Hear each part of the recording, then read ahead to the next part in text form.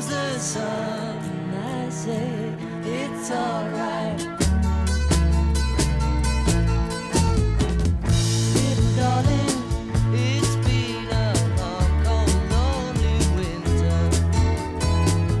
Little darling, it feels like years since it's been here.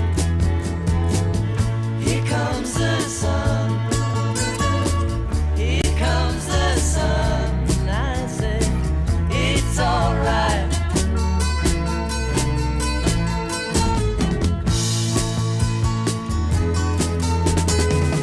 Little darling, the smiles returning to the faces. Little darling, it seems like years since it's been here. Here comes the sun.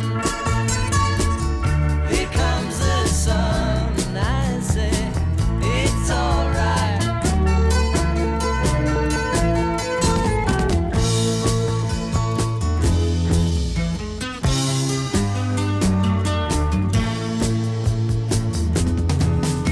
Sun, sun, sun, here it comes. Sun, sun, sun, here it comes. Sun, sun, sun, here it comes. Sun, sun, sun, here it comes. Sun, sun, sun, here it comes.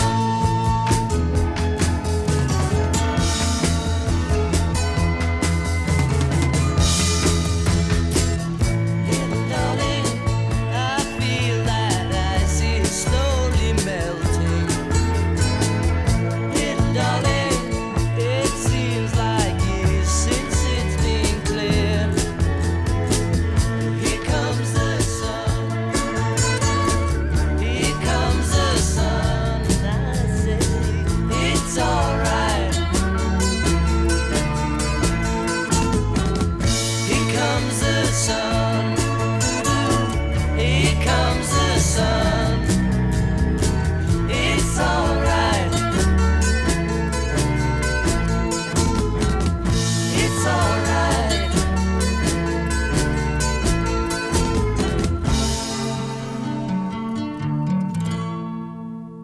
Whores in this house, there's some whores in this house, there's some whores in this house, there's some whores in this house. I said certified freak, There's some 7 days a week. house, there's some Wet whores ass in this pussy, house, make there's that some pull out whores game in this weak. house, there's some whores Yeah, in this house, yeah, there's some whores in yeah, this house, yeah, there's some whores yeah. You fucking with some wet ass pussy. Bring a bucket and a mop for this wet ass pussy. Give me everything you got for this wet ass pussy.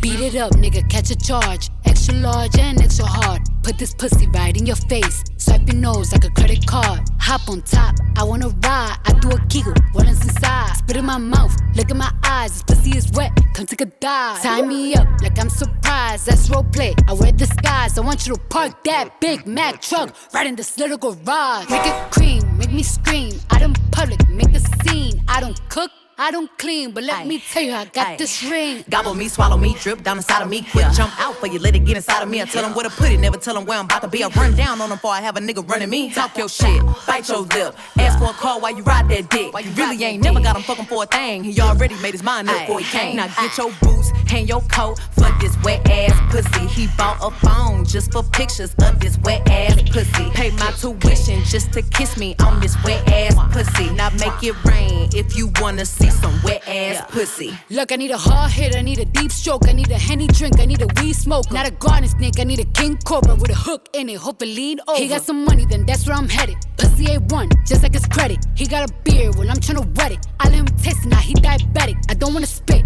I wanna go, I wanna gag, I wanna choke. I want you to touch that little dangly thing that's swinging the back of my throat. My head game is fire, Punani the sunny is going and drying, it's coming outside. Yeah, I run on that thing, now the cuz behind me. I spit on his mic and I heat you. Okay, wait, chat. By the way, I'm not a DJ. I'm not a DJ. Real quick. My brain is all over the place, but I need to get this out here. I'm not a DJ, but I had an idea for a mix. Okay, and are there any DJs here in the chat? Press one if you're a DJ. I had an idea for a mix. If I were to mix a song together, I have an idea for it. You know how like sometimes they take old classic songs and they like mix them together, right? I have an idea for that.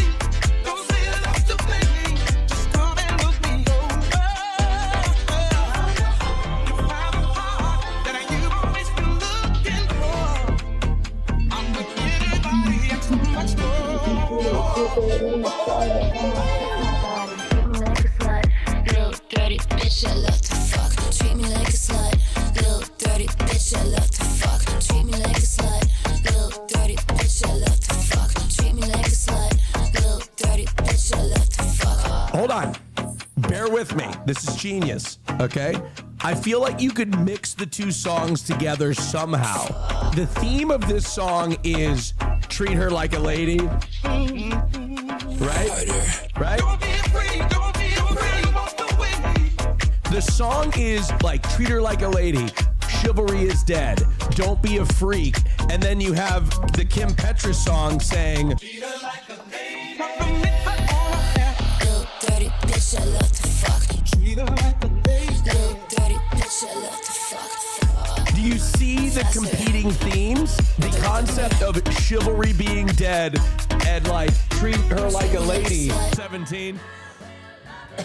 Good morning. Good morning, Spooky Street. Good morning, So Central. Good morning, Marcus Corver. Good morning, Wilmax 95. Good morning, Midnight Whispers. Oh, yeah. Good morning, Mr. Santa Bane. So, you may be wondering why I'm live so early. And that's because I have free will, okay? I have free will, and I decided that I was going to exercise that free will by going live. And you know what? You know what? You may not believe me. You may not believe me, but I had a meeting yesterday with my team. And yes, I have a fucking team. All right. Yes, I do. All right. I don't stream that much, but I have a team. All right. And we had a meeting. The audio's delayed. Go fuck yourself, you fucking motherfucker. Don't you even put that shit in. Don't you put that shit in here. I'm at the fucking desktop and you're telling me the fucking audio's your audio's still. You have a tab open that has the audio playing on one of them and it's muted on the other, and you're watching the muted tab and it's delayed for you. Okay? That's your problem, not mine. All right? So, anyway, it's actually delayed. No, the fuck it's not. Hold on. No, it's not. Let me look at this person. Wait, it is? It's delayed? No, it's not. It's good. Oh my God. I'm going to kill myself in a video game. I'm going to kill myself in a video game. Completely. Right in front of all of you. Forever changing the trajectory of our life. What a way to go out. Well, I mean, he was really happy until somebody talked about the audio. Then he killed himself. Right in front of all of us. It's not funny. Don't do that. Just right in front of all of us. It was just ridiculous. I mean, he was all giddy and happy, and somebody Somebody mentioned the audio, and then he just ended it all right there. Anyways, good morning. But I was talking with my team, and I was like, you know what? I don't really stream that much. And I think what we need to do is we need to, like, look, I've been very transparent. I like to stream my shows. But we were talking and we're like, Austin, you need to stream 3 times a week. Okay? 3 times a week, every week, no matter what. Okay? We came up with a little schedule. Now, you know, it's always subject to change. But we need to be consistent because every time I go live right now, you guys are surprised that I'm live. Okay? That cannot happen. That cannot happen. So, I've come up with a little schedule for myself. All right? I want to see if you like it. All right? Are you ready? Tuesday morning, Wednesday morning, Saturday night.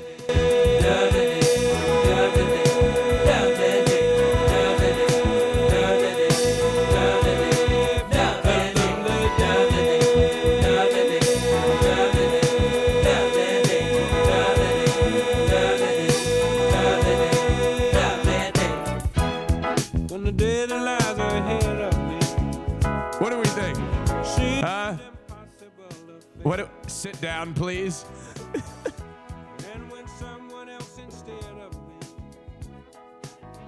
Right? And I got an idea for Tuesday streams. Hold on. Ready? I got an idea for Tuesday streams. Liberal. Oh, no, that's the wrong fucking.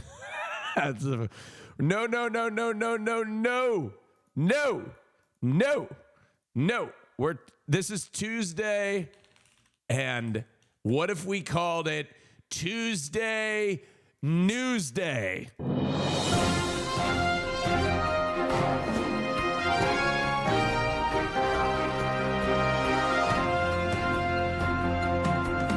Right? Okay. You get that? Where we cover the news.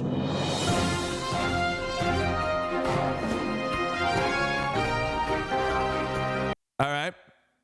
And then Wednesday we I haven't figured out what Wednesday, but today is the news day because we didn't go live yesterday.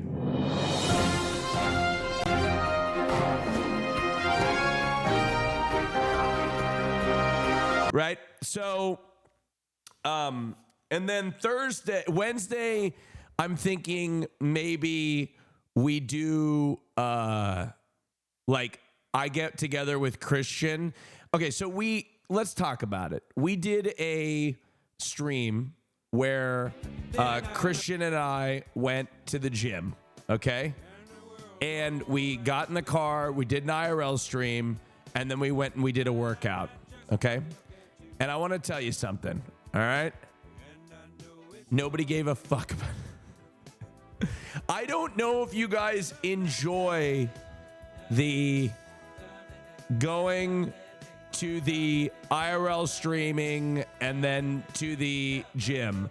I don't know if going to the gym is exactly super engaging content, right? So I don't know if you're going to want to watch me go to the gym. So I think you honestly may enjoy me sitting here at my desktop more than you'll enjoy me at the gym. Press 1 if you agree. Okay? So, but I still think you'd also enjoy me doing stuff with Christian. So I think perhaps we need to still do things with Christian, but maybe not at the gym. Because I'll be honest with you, I go to a homophobic gym. And I was thinking the entire time about getting potentially hate crimed, right? because Christian was blowing my cover, right? Like, how in the hell am I supposed to hide my homosexuality when he's wearing 3-inch inseam shorts and a crop top? All right. So he blew my cover completely. I was unable to, stayed on the down low, right? So he was blowing you? No, he wasn't blowing me. What? He wasn't blowing me. I just hate when my boyfriend acts so gay. I'm obviously joking. I love it. I love it. I love it. I love how gay he is, okay? By the way, I started listening to this song, Tengo la camisa negra, because I was so excited to go to Spain. And then I was like, Juanes is not even, he's not Spanish. I think he's Argentinian or Colombian. He's Colombian. And I'm like, wait a second. Anyway, I don't think that matters. I don't know why I mentioned that. Isn't he Mexican? No, he's not Mexican. Oh my God, Americans.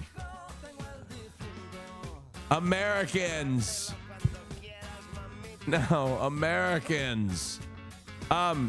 Enrique Iglesias. Anyway, well, good morning. I've got a few things I want to discuss. I want to follow. Yes, I'm doing the news this morning, ladies and gentlemen. Of course.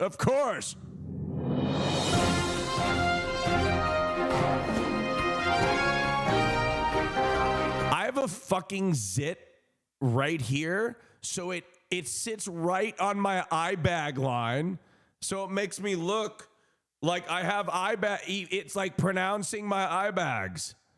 Ugh. Are you flying planes bombing Iran? No, I'm not.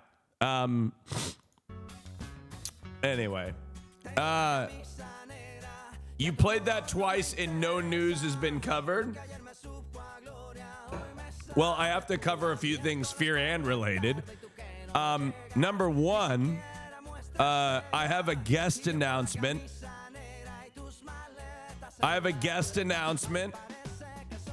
Okay. All right.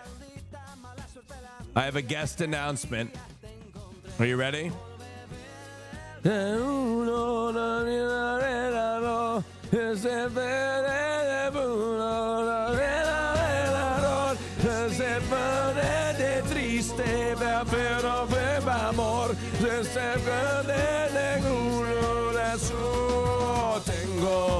Tengo la camisa negra, no se alma. Tengo la camisa negra, donde tú estés mi calma. Come on, maybe. No te disimulo.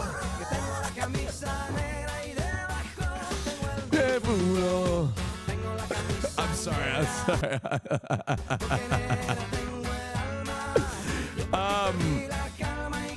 Do you guys know who Courtney Miller is? Do you guys know who Courtney Miller is?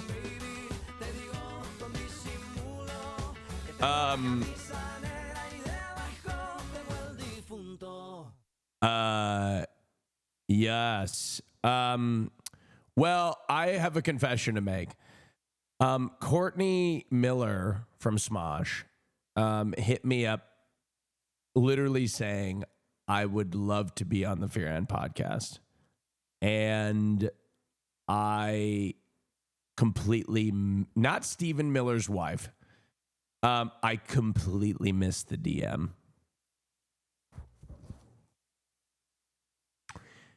So I yesterday, in February, by the way,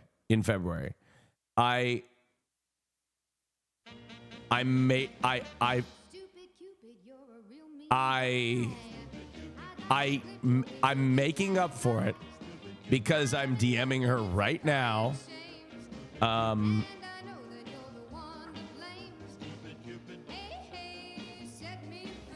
I just booked, just as we're saying right now, I just booked Courtney Miller for the Fear and podcast. Okay. And I don't know what day it won't. I'm not going to tell you when the episode is. It's not going to come out this week, but it'll come out soon. Anyway, speaking of the podcast, I need to discuss something. I think I ruined the podcast this week. I do. And I want to explain. Because I think that a lot of you heard this particular moment of the podcast and you tuned out immediately. Okay? You tuned out immediately. All right? You heard this. Gone. I think we should keep dogs' balls attached, and I think we should get them pocket pussies or something just so they can enjoy the luxuries of Dude. right? Dude. You know what I'm saying? Yeah. What a start to the episode. So I think a lot of you heard that in the cold open, and a lot of you decided that you weren't going to watch the episode because I think a lot of you thought that that was ridiculous, right? I think you heard that, you know, it made me laugh, the idea that we would get dogs pocket pussies, but I realized that that was a little too cold of a take. You know what I mean? I was just kind of going off the cuff. Now, I want to say something. I believe I've been taken out of context, okay? Let me explain. I've been taken out of context, horrifically taken out of context. I am actually correct, all right? Dogs hump pillows, they hump toys, they hump legs, right? And I actually did some scientific research. Hold on. I did some scientific research, okay? And I did some research here, right? And what my research yielded is that dogs hump, mount, or thrust on objects, people, or other dogs for several reasons, including excitement, stress relief, okay, look at that, play, or habit, okay? So I did that research, and I just want to let you know that it sounded ridiculous, okay? It sounded ridiculous, but, oh, I'm canceled? Oh, fuck, that's the AI overview. Fuck. Shit. Damn it. No. What? Fuck. I mean, look. You guys are fucking hypocrites. You know, you look at that. You guys know. I know y'all motherfuckers are looking at the AI overview and you're using that to, your worldview is entirely shaped by this AI overview. I guarantee you. You're Googling shit and you're taking the first line from the AI. Can I tell you something? I actually was doing that as a bit. I don't actually use the AI overview, but I'll tell you how I learned not to use the AI overview, okay? I was on a flight and I was traveling on Alaska Airlines, and I challenged them on the fact that their baggage fee was a certain amount of money, or I didn't have to pay a baggage fee, and I could check up to 3 bags. And I turned the phone around and I pointed to the AI overview that said the policy. And she's like, that's the AI overview. That's not our policy.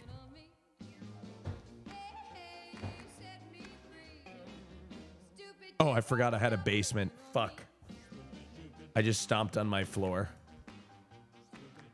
fuck. There's somebody sleeping down there, and I just went fucking stomping on my floor. Okay. Anyway, but regardless, very embarrassing. No more AI overview. Quit linking shit. I mean, no, you can link stuff. You can link stuff. I don't have a sex dungeon.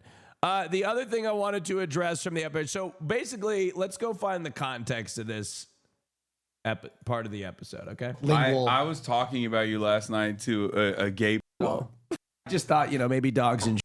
Yeah. I mean, Yeah, don't make eye contact. He gets off. He gets off on that.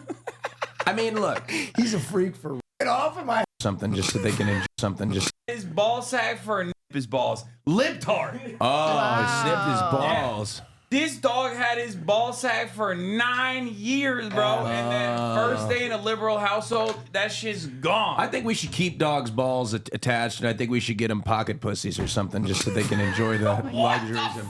Dude. Right? Dude. You know what I'm saying? Yeah. What a start to the episode. Right? Oh my God. What do you think? What do you think? Austin Am I onto first something? was like being racist. Fucking horrible idea. What do you think? Austin. I don't like dog jerking off in my house all Well, I mean, day. he's trying to fuck. It's better than Okay, let's populating. They a already bunch of- have that. It's called a pillow. They fuck the pillows all I know. the That's time. what I'm saying. You might as well get him something that has. Farley- The idea of this joke was that men are so hyper masculine, and oh my God, my ADHD is so bad. I think I need to start taking medication. But I met this woman at the gym, and she's a wonderful lesbian woman, and older lesbian woman, and I got her on to the Fear and podcast, and the first 2 episodes she watched the Laverne Cox episode, and then she watched the Cuba episode, and then she watched this episode. And I saw her yesterday at the gym, and I was having to explain to her the reason why I thought dogs needed pocket pussies, and it was very humiliating to be like, well, it was a joke because you see, men are really toxic and they extend that toxic masculinity to their dogs. So I was making a joke like, yeah, we should take it one step further and give them pocket. Anyway, He's a big humper. Farley already has Farley a has a pocket stuffed pussy. animal. I'm sorry. When I have guests come over, I don't want to explain. Oh, I'm that very sorry. pocket Thank you pussy for on the 3 months. floor. It's the dogs. Yeah. yeah, I mean, Yeah, don't make eye contact. He gets off. He gets off on that. I mean, look, He's a freak for Look, real. Gunnar left the room because of your disgust. I'm not a dog guy, and I like whatever dogs do that. Anyway, bad joke. The other thing I wanted to address from Fearan was a controversy, and you would think I killed somebody. Okay, you would think I killed somebody. The Step, thank you very much for subscribing. I posted this clip, and some of the comments are obscene. Okay, you would think I murdered your family. Ernesty, thank you for 3 months. Oh, you subscribed 3 months in advance. Thank you so much. You're like, this is so fucking good. I'm subscribing for 3 months. The Step, thank you for subscribing. I appreciate it. Wow, he's like, this content is so fucking good. I'm set for the next 3 months. That's right. Okay, here we go. Let's take a look. I took an edible last night, and I got a little stoned, and I got really hungry, and I got the munchies, and I was like, well, God, there's got to be some food around here. You ate my dad's food. Uh-oh. I ate your dad's food? Yes. Was it like an order that It's was Chinese clearly- food. No, it was Chinese food, and Oh my I God. opened it up, and it's my favorite. It's All like right, the guys, onion Oh thank you for 5 gifted subs. Pancakes my with a little God. dip, and I ate one, and I dipped it in, and I said, just one bite. I was like, one bite, and then I put it back, and I took a bite of it, and I said, man, this is delicious. So I put it back, and I felt really guilty. I was like, God, that must be his dad's food. So I'm eating it. So you knew. I just f***ing took the whole box, and then I went upstairs. You took the whole box of scallion pancakes. Okay, I did.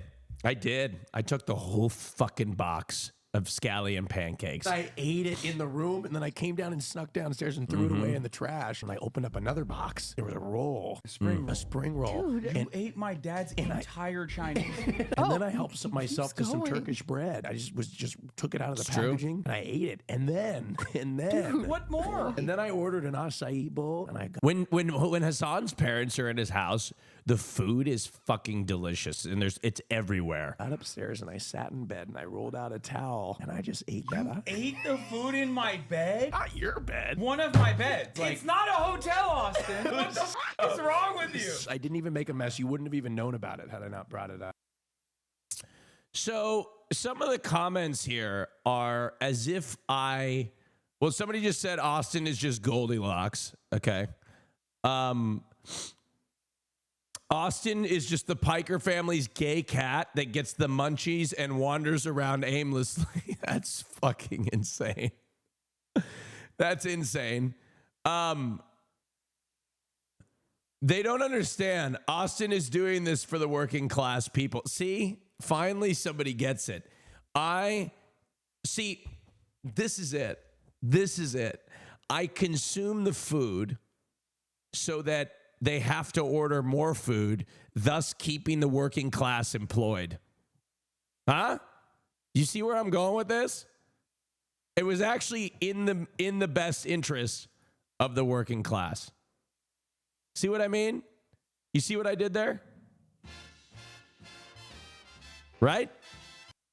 A working class king. I'm supporting small businesses, right? All right. How about this one? Austin actually, okay, now this is what I'm talking about. This is what I'm talking about. Austin actually might be a psychopath. A psychopath. 309 upvotes. A psychopath. Listen to that. Man, that guy, he was driving down the road one day and he took his car and he ran over an entire group of people. What a psychopath. That guy ate somebody's scallion pancakes. What a psychopath. Do you see what I'm saying? Do you see what I'm saying? Do you see how one is a psychopath and one is, stoned a little bit? Austin might actually be a psychopath. Okay? Right? Somebody, 19 upvotes. Right? In the beginning, I was like, okay, but then he keeps going. Somebody said he would make an incredible dictator, though, if he came into immense power. Oh my God, they're saying my lines.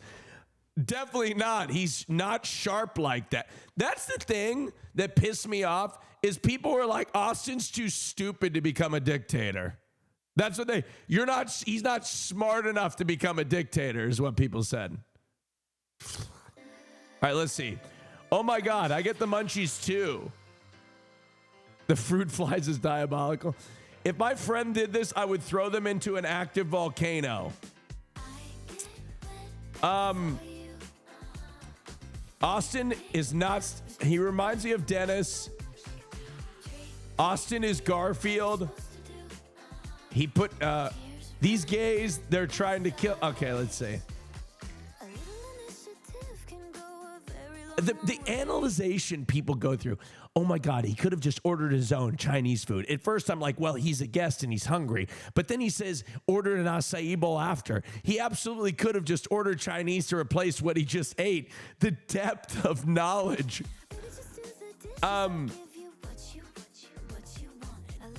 Austin is literally just Trump if he accepted being gay.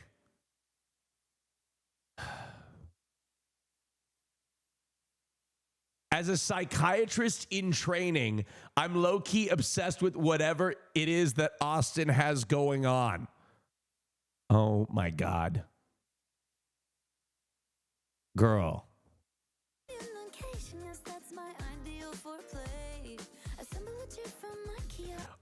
I just want everyone to remember, Austin said he knowingly and willingly ate his father's food, then ordered his own food, ate that, then proceeded to feel guilt but not care. Lastly, obviously, as privileged as Austin is, he has let that go to his head because he should have just ordered his own food. At what point am I not the crazy one? Okay? At what point am I not the crazy one?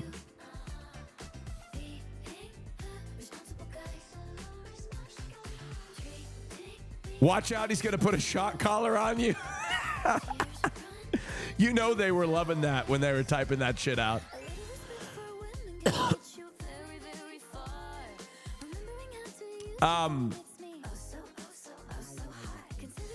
Austin naughty, terrible manners. Oh, okay, here we go. These are the comments that fucking piss me off. How are they still friends? Real question. I've seen so many clips where Austin admits to, even gleefully, who the fuck uses that word? Fucking nerd. Ah, fuck, never mind. Even gleefully doing some messed up things in Hassan's, oh my God, here it goes, in Hassan's home, and not even remotely apologetic nor making an effort to stop.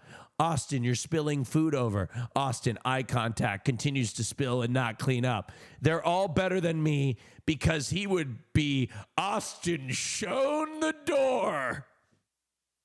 Oh, that's a new copy pasta.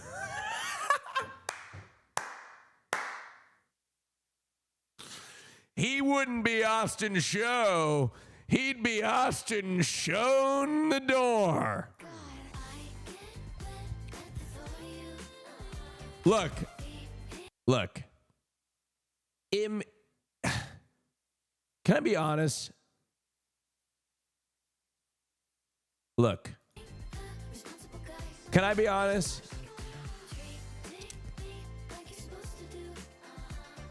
I think there's something wrong with these people. Am I wrong to say that? Or maybe if you, I don't know, or am I wrong? Or you know what? Maybe I should have more grace. Maybe these people aren't, there's nothing wrong with them per se. They just don't have the ability to see when I'm joking. Are you guys able to see when I'm joking? Do you guys know when I'm being silly and when I'm not? You're both disgustingly rich. Austin is the worst. I find none of, well, now we're in the terrible comments. I find none of this funny. So the gay acted how every straight man does in a household, eats food that isn't his. What's he mad at? Thank you. Finally. Docile Clubber. Thank you very much for subscribing. I appreciate it.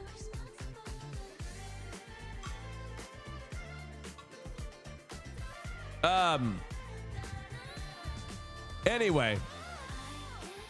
Bro, you need to work on your streaming room? What's wrong with it? Okay, can I? Nate 2465. I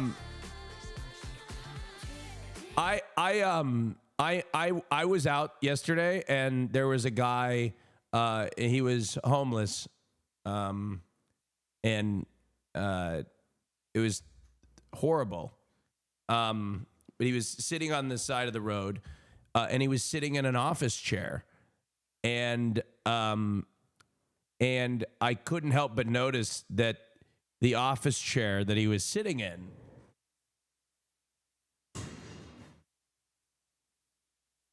was in better shape than this, like significantly better shape than the chair that Christian sits in.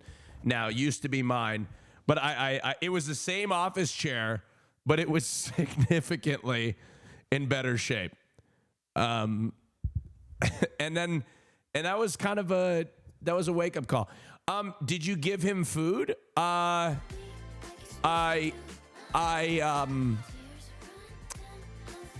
didn't. I didn't have any on me at the time. I don't know. I don't know. I didn't have any on me. I don't know what I should have. I didn't have any. I didn't have any food on me. Money. I didn't have any money on me either.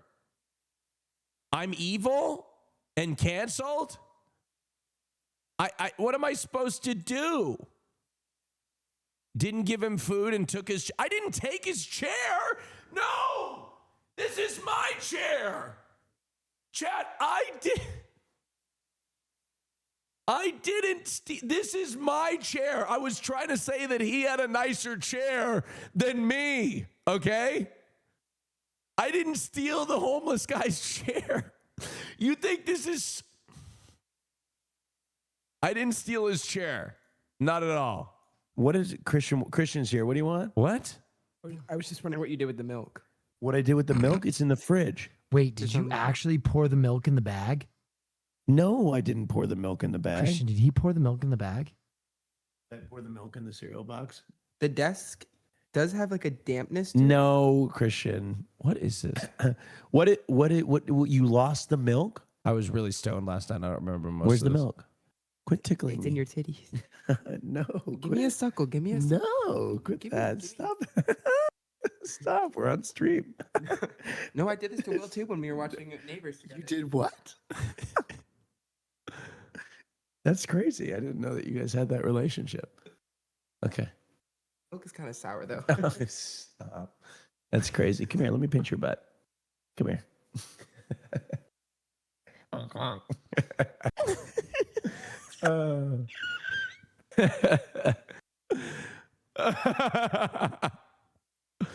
Oh, God. You want a relationship like that? Honk, honk. Should I be listening to this? Yeah, of course. Yeah, if you want to listen to this, of course. Will, we forgot Will was there for a moment. Also from Will, what's this? Shit from anyone. What? What's Go up, ahead. Billy? It's your cousin from Oregon.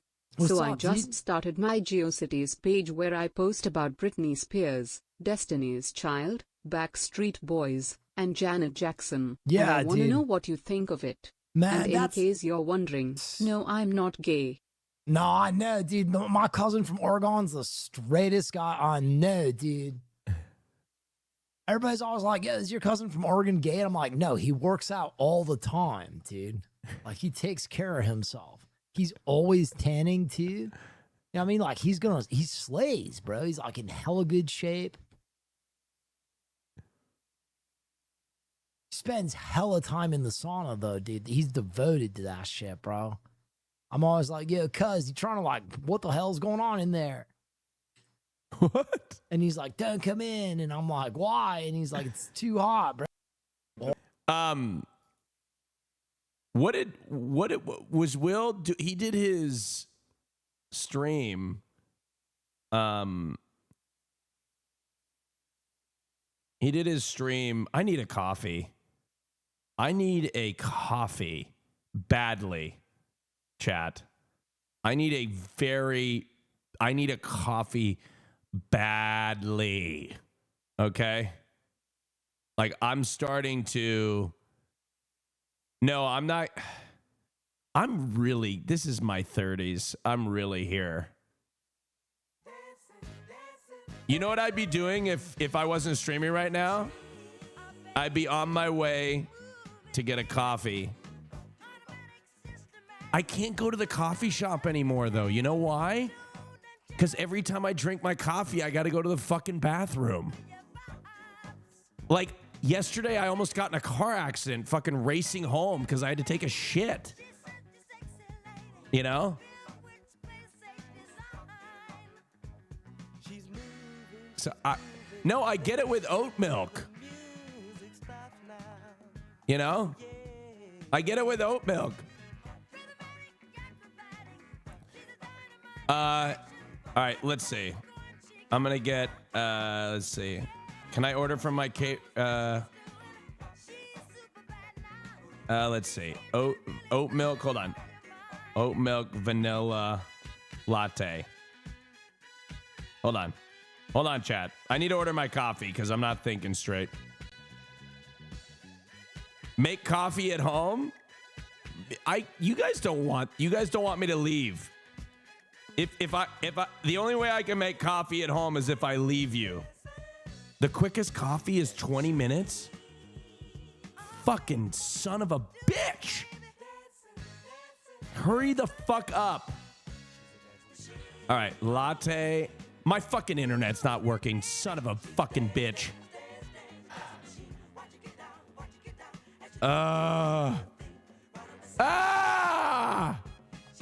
Tell me about your chair. My good friend Joe says it looks comfy. Joe who?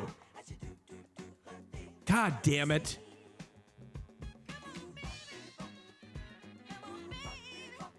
My internet's not even fuck. I can't load anything. Okay. I'm going to kill myself, I think. This is it. This is when it's over.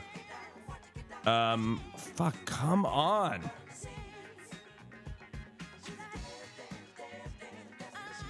Have you ever considered walking to a coffee spot? Yeah, I do I go get my coffee normally. Are you kidding me? I can't even order my coffee. It's not working. Hold on. Give me a second. I'm trying DoorDash now because the other one's not working.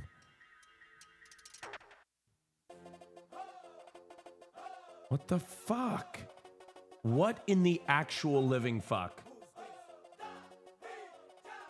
I don't know what's happening. Try restarting your phone.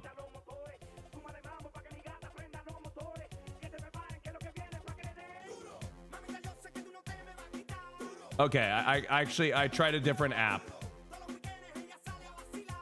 Okay, I got it. All right. Delivery. Express, 16 to 31 minutes. I'm not getting Christian a coffee right now because the reason I'm not getting Christian a coffee is because he's not awake. And you know what? You know what he said last night before we went to bed? He said, Austin, make sure you get me a coffee in the morning so that I can have one when he didn't say that. He said, wake me up in the morning so I can go get us a coffee. But I didn't even fucking try. He didn't even try. He didn't even try. I didn't even try. Because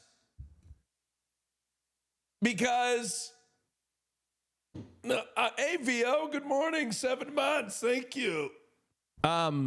Oh my God, my aunt and uncle are watching the stream. Oh no. No, aunt and uncle, you're gonna see me. You're gonna see me in such a compromising position. You're gonna see me as the on-screen version of myself. This is not. No, I'm so embarrassed. Now I can't. I'm embarrassed now. I'm embarrassed. Like the stream version of myself. You know what? Hold on. The stream version of myself is different than the version that I would present to my aunt and uncle. You know what I mean? Does that make sense? Like, I probably wouldn't share this with my dog. First thing he does, I probably wouldn't share this. I think we should keep dogs' balls attached, and I think we should get them pocket. See, that's probably something I wouldn't share with my family members. Does that make sense?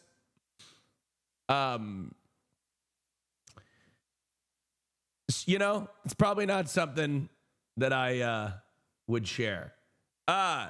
Anyways, Austin, aren't you meant to be catching a flight today with the Illuminati things? Yes, I'll be fine. I'll make my flight. Don't worry. Are you saying you can't be genuine around us? No, I can be genuine. Of course, I can be genuine. I'm always genuine. I'm everything. Anyway, there's a news story that I wanted to cover.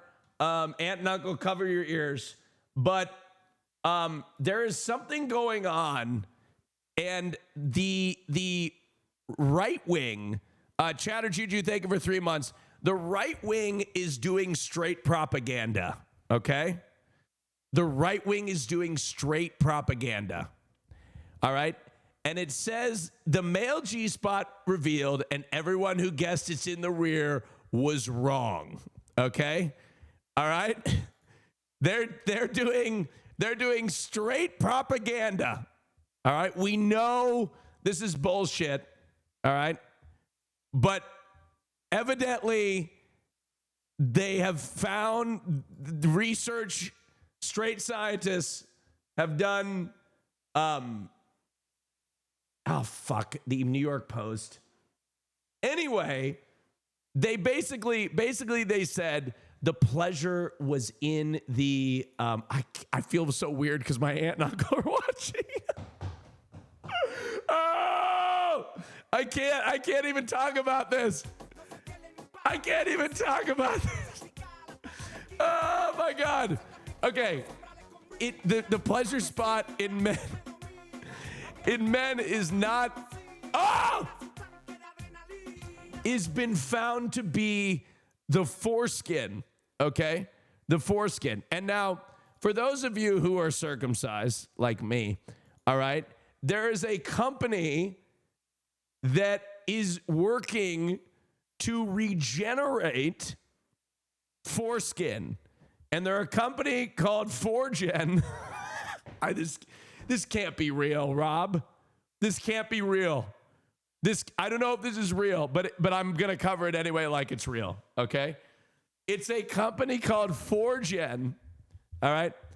And they evidently specialized in regenerating foreskin, okay? To bring everybody back to, I thought it could be April Fool's joke, but it was published on April 7th, all right? But this is regenerative medicine for people. Oh my God, is this real? Go behind the scene. Guys, can we watch this real quick?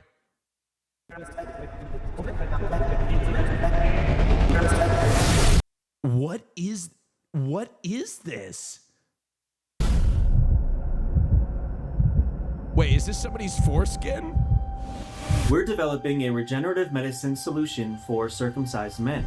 Our focus is on a critical preclinical research project led by 4Gen's Chief Medical Officer, Dr. Stanislav Zarayan, and Chief Bioengineer Jan Kovac. This study aims to finalize and validate the protocols we will use in our human clinical trials. No, this chat. This has got to be a joke, right? We can see a 3D decellularized foreskin. This is the cylindrical shape. Millions of men worldwide were circumcised. Oh my God, what the fuck? As infants. What the fuck is on my screen? What the fuck? Long before they were old enough to consent. It's science, Chad. It's science. That's why we're developing a regenerative medicine surgical procedure that uses advanced techniques to restore the foreskin. An important, functional, and highly innovative. Fuck it. If I get banned, I'm only live once a week, so it's okay. Part of the male anatomy. For those Twitch, for those moderators watching this, this is scientific. Hi, my name is Ryan Jones. Is this AI? I'm the Chief Operations Officer at 4Gen. 4Gen is a non-profit organization based in the United States with research operations in the European Union. Our leadership, research staff, and supporters span more than 80 countries. This is a joke. Together, we're pioneering an effort to restore what was lost. Our focus is on a critical preclinical research project led by 4Gen's Chief Medical Officer, Dr. Stanislav Zarayan, this is a joke. And Chief Bioengineer Jan Kovac. Our ultimate This is a joke, right? This is a joke. goal This is to AI, complete right? development of this procedure, conduct human clinical trials to test safety and efficacy, and eventually make this solution available to patients.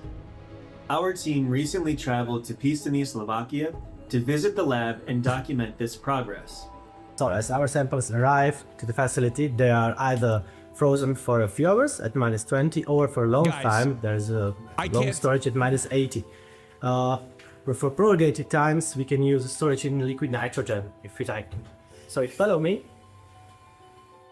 The 4 milestones of this project. Okay, no, this is fake. I was forcibly circumcised in the past because of my uninformed family. I still suffer the consequences. My life was ruined. Okay, let's see. They've been posting videos. Wait, they were at a Hi everyone, I'm Ryan Jones, the Chief Operations Officer for Forgen. And I'm Jan, the Chief What the Bioengineer fuck? for This is Forgen. real! Oh, we are the Wake Forest Research Institute for Regenerative Medicine, and we are here for the essential course in regenerative medicine. So it's an exciting opportunity for us to hear from the leading minds in the field, to hear from the experts, and to explore the latest ideas and thoughts in the field. No, that's not AI. The sessions we are attending are Is both this in real? Wait. Chat. Am I getting old? Am I getting old? Or is this AI? I can't tell.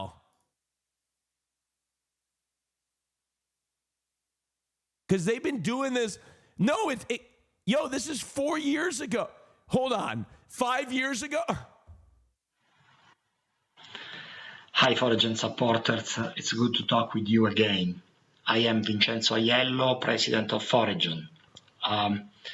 The coronavirus has suspended our work for 6 months. The last meeting with scientists was February 14. Finally, we can restart since that day.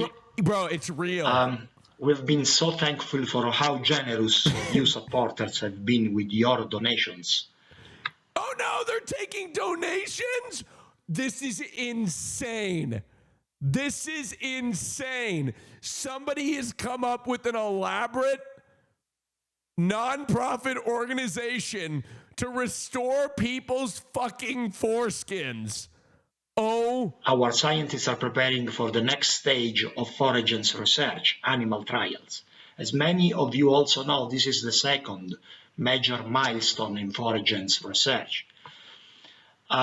It is a very expensive experiment, at least for a small non-profit like Foragen. Oh my God, they have a website too? Oh my God. Look at this. What do we do? Did you know that there are over 1 billion men in the world missing an important part of their body? It's something you may not have thought about. These men are missing their foreskin. Or, in other words, they are circumcised. What many people don't know is that the foreskin is the heart of male sexuality and is the most erogenous part of a man's body. A specialized bilayer tissue, the foreskin contains areas packed with the same nerve endings found in your fingertips. It protects the glands like an eyelid protects the eye, and it allows for expansion and mobility, just like the skin of your elbow lets you comfortably bend your arm. Scientific research has shown that all of this plays an important role in male sexuality, providing increased pleasure for both men and their partners. Recent surveys indicate Well, they're kind of woke. They said men and their partners. They didn't just say women. Woke. Substantial number of circumcised men would like to reclaim this highly sensitive and important piece of their sexuality. Foragen is developing a regenerative therapy for those men who wish to regrow their foreskin and reclaim full form and function. As a nonprofit, Foragen oversees a skilled team of scientists in the field of tissue engineering, committed to restoring this missing piece. We are the only organization in the world pursuing this goal. Join us today in making this mission a reality at foragen.org. That's crazy. That's crazy. I'm a girl and I'm circumcised, not real woke. Oh, true. You're right. You're right. You can be a circumcised woman. That's true. Okay, look. I'll be honest with you. I have a hot take. I think circumcised penises are prettier. Sorry, I said it. And I stand with it. I stand with it. Yep. Sorry. And by I think that they're prettier, I think somebody said that's fucked up. Could you imagine that got me into some massive controversy? Some huge controversy around penises. I just spiraled into like a massive hate campaign. I mean, I may actually, because most of the world is uncircumcised. Now, I will say this. You're telling Hassan? Yeah, fine. Tell Hassan and his ugly penis. I will tell you this. I think that when they're hard, they all look the same, in my opinion. Like I'm not gonna judge anybody for what it looks like, right? When it's hard, it looks the same. Okay? So I don't really care. Just Roads 99 says, treat your employees right. Oh yeah. Okay, by getting them new foreskin. So turtlenecks against Austin Show will rise soon. Look, I'm circumcised, okay? And another hot take. If you're circumcised, I don't think your life is any worse. I don't think you know what you're missing. You know what I mean? I don't think you know what you're missing. And I'll say this again. I don't think that,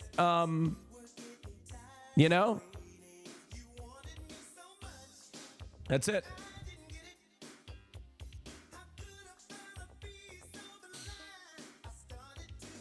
Oh, Hassan's circumcised? I don't fucking know. Why do you guys know about his penis like that?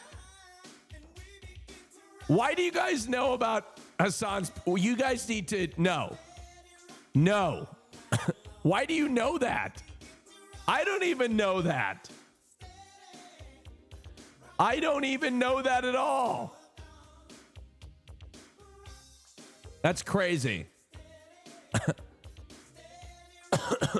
He talked about it on your podcast? Yeah, right. Right, he did. Right. You just created another unrealistic body expectation for me. This was the one that broke the camel's back. I'm going to become a terrible person now, and everyone I hurt, it's your fault. That's a huge burden.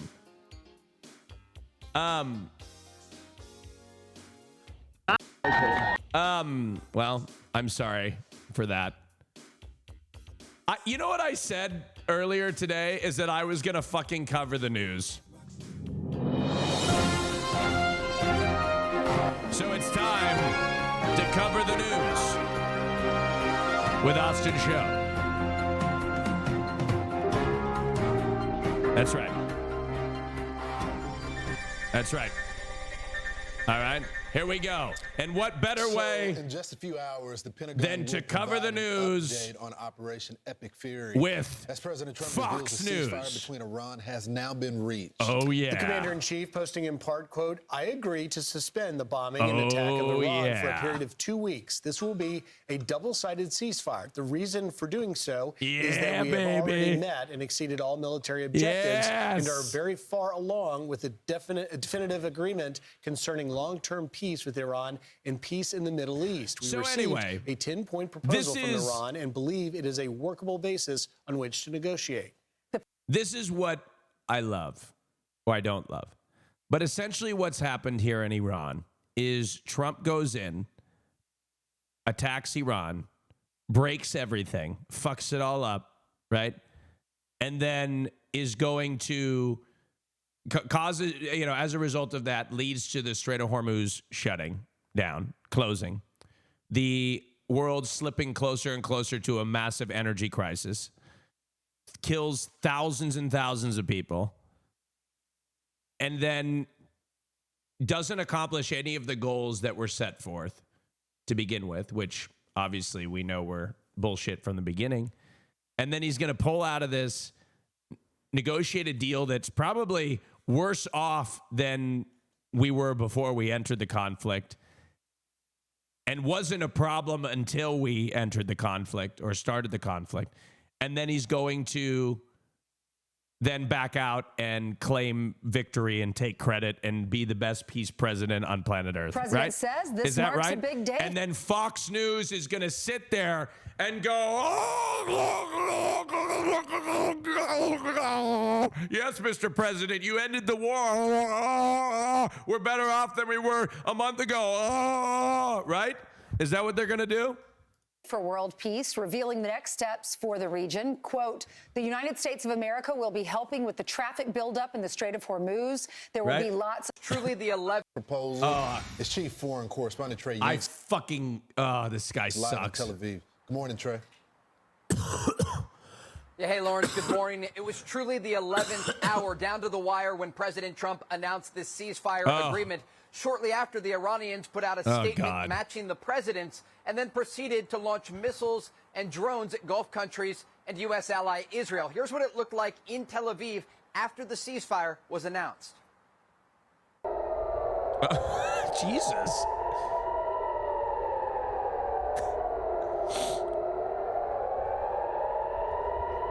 What you just saw there was an Iranian ballistic missile with a cluster warhead, those bomblets raining down on Israel's second largest city of Tel Aviv. This came after the ceasefire was announced by President Trump and an indication that it will take time to get this agreement in place.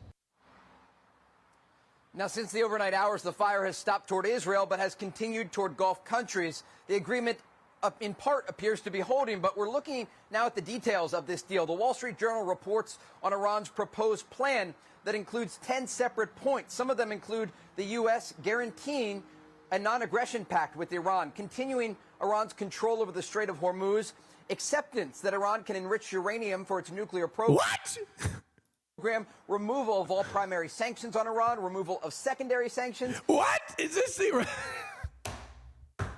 So they went in to do, what did we go in there for exactly? An end of all UN Security Council resolutions against Iran, an end to the IAEA's resolutions on Iran's nuclear program, compensation payment for Iran and its war damage, withdrawal of U.S. forces from the region, and a ceasefire on all fronts. Those are I can't wait to see the commentary on this. I love watching Fox News. Number of points that are not going to be reached, and the next 2 weeks are going to be critical as negotiators try to hammer this out. Now, Israel's Prime Minister Benjamin Netanyahu posted a statement on X overnight agreeing with the president about the ceasefire, saying Israel also supports the U.S. effort to ensure that Iran no longer poses a nuclear, missile, and terror threat to America, Israel, Iran's Arab neighbors, and the world. The 2-week ceasefire does not include Lebanon. We're also getting a look. But it does, doesn't it? Wasn't that part of the condition of the ceasefires that the war is stopped on all fronts? Inside of Iran today, where pro-government demonstrators gathered and chanted in the streets of the Iranian capital here in Tehran. They chanted death to America, death to Jesus Christ. Israel.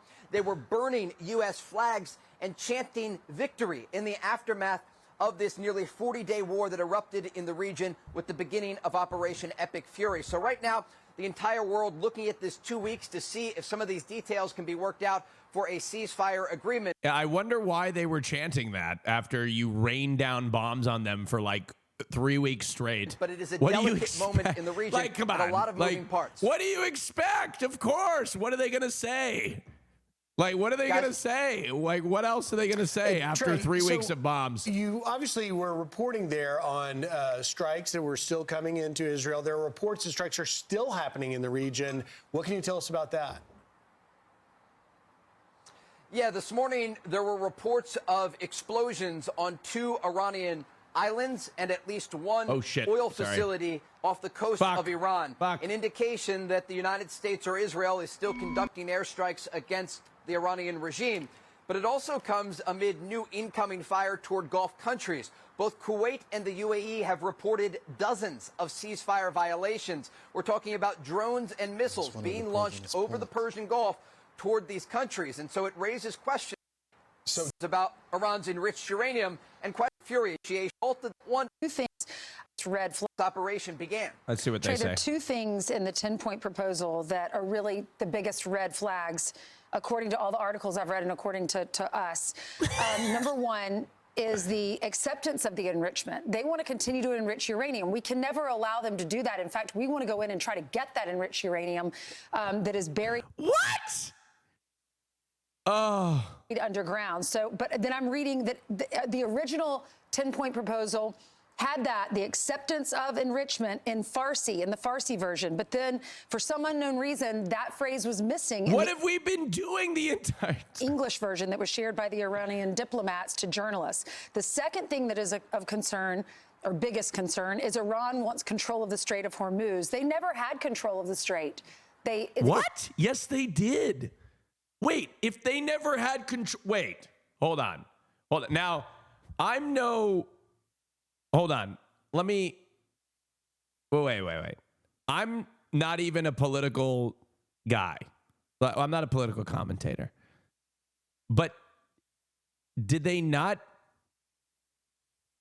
Did they not have? It's dangerous because they border the strait, but they didn't have control, and now they want it. They not only want control of the strait, they want to also be paid at least $2 million per vessel. So Oman and Iran had joint control over the strait beforehand? That passes through the strait. And now Iran has sole control, is that right? Hormuz, and then split that money with the government of Oman.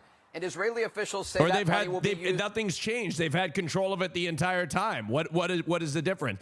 If they didn't have control over it, so what is it? Did we win? Did we win and they got control of it? What is it? You know, I thought we won. To funnel back into the IRGC weapons program to try and rebuild many of the production lines that were destroyed by the United States and Israel throughout the course of this war.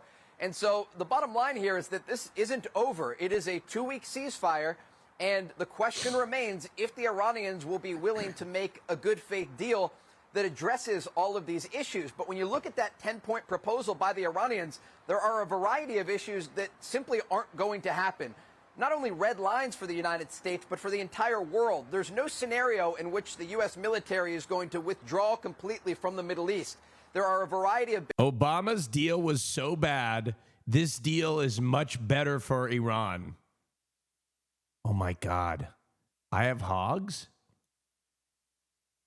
I have hogs? Oh my God, I have hogs. That's crazy. Bases where U.S. soldiers remain.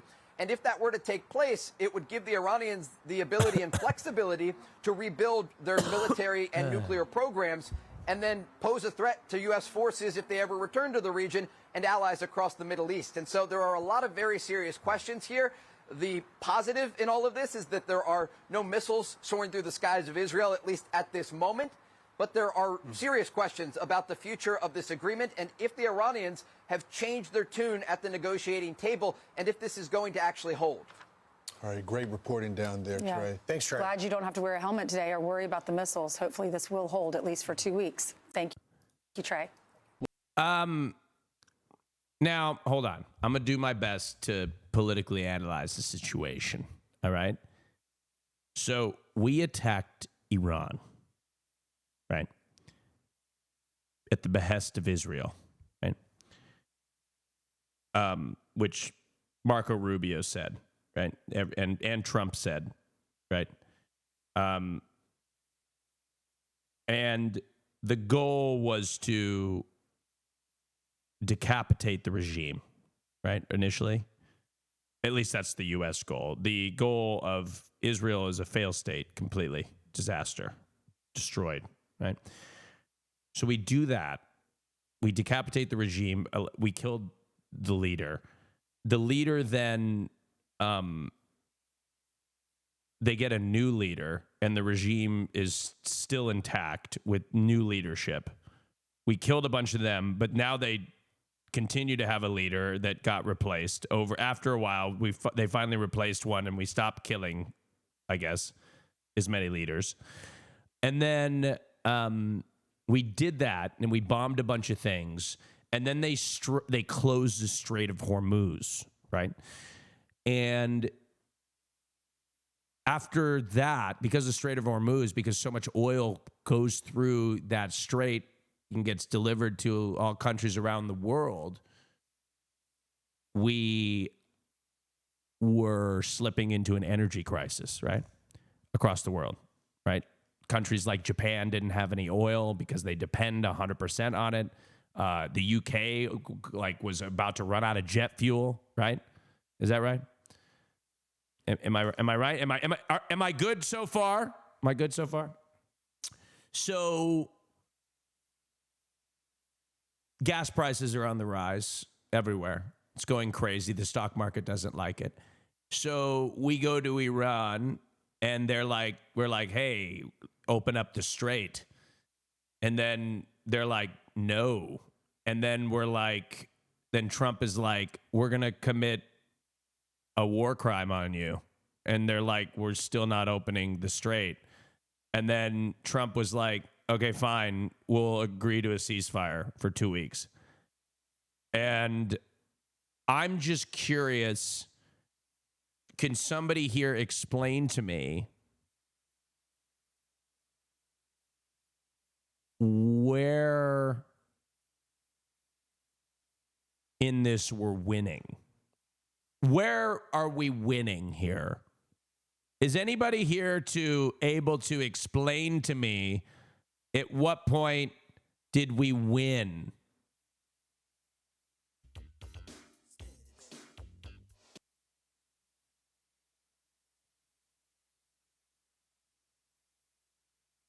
Is it, what's this? If not stopped, Iran could produce a nuclear weapon in a very short time. It could be a year, it could be within a few months. They have the wherewithal, the stored up, preserved knowledge to make a bomb very quickly if they wanted to do it. Iran is so dangerous. Weeks away from having the fissile material for an entire arsenal of nuclear bombs. They're very close. They're 6 months away from being about 90% of having the enriched uranium for an atom bomb. Iran is gearing up to produce 25 bombs, atomic bombs a year, 250 bombs in a decade. Ladies and gentlemen, time is running out. I was 3 years old. I'm 32 now. Iran will be capable of producing alone, without importing anything, nuclear bombs within 3 to 5 years. They've been saying it for years. This has been years in the making. If not stopped. Years in the making. Years in the making. 30 fucking years in the making. Crazy. Crazy. Guess what, chat? In just a couple hours, there's going to be a press conference, and I'm going to watch it. Oh, yeah. 10 a.m., there's a press conference, and I'm going to watch it. Oh, yes. Oh, yes. I saw a tweet the other day that made me laugh. It was, things are so fucking crazy. I just almost retweeted Marjorie Taylor Greene, which made me laugh. What's going on here with Kornacki? And joining me now from Georgia is NBC national correspondent Aaron Gilchrist No, and chief too long data of a analyst video. Steve Kornacki I want something else. Is at the big board. So, Aaron, this did end up as a runoff between a Republican and Democrat, but it's still a heavily Republican district, right? What are you hearing from voters there? 35, many of them. No. Oh, let's see. Okay, here we go. I'm not that familiar with him and his politics. I mean, I'm just not. I know. Who's Clay? Is Clay Fuller the Republican? I forget. That Trump supports him and that he's the Republican. So that's the way we voted this time. You always vote Republican. Was there anything in this race that made you think twice? No. Trump endorsed him. That's good enough for me. I voted for Sean Harris. And what brought me to the polls was I'd been unhappy with Marjorie Taylor Greene and kind of her outspokenness, and so I wanted somebody who was more focused on the issues for Rome. And Sean Harris says that he is focused on rural... Wait, isn't Rome is like a very red district, issues right? in particular. This part of Northwest Georgia is largely a rural area, and so he says as he's been focused on those. And turn to Steve now, and let us know, what are you watching for tonight in both Georgia and Wisconsin?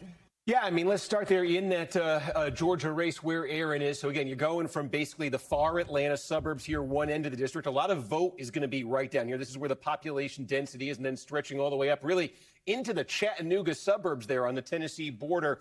But as Aaron said, look, this is Republican territory. How much so? This is what the presidential race looked like in this district in 2024. It was a 37-point victory here for Donald Trump. Now, in these special elections, we've seen a number of these House special elections since Trump came back to the White House. In all of them, the Democrats have been doing much better than they did over to the White House. If that performance turns commonly in 40 points here, if it's lower than that talk that Democrats have this big advantage in the midterm, hey, maybe we showed something here. So I think 20 points is kind of the number to keep in mind as you're watching those Georgia returns tonight. Then over to Wisconsin, it's a bit the opposite here. The expectation here is that the Democratic aligned candidate, Chris Taylor, is going to win tonight and win comfortably. Why is that? Because in that race, it's not because of how the 2024 presidential race went. Remember, Wisconsin, of course, it's a premier swing state. Trump won the state, but it was very close. It was a little bit less than a point in the presidential race.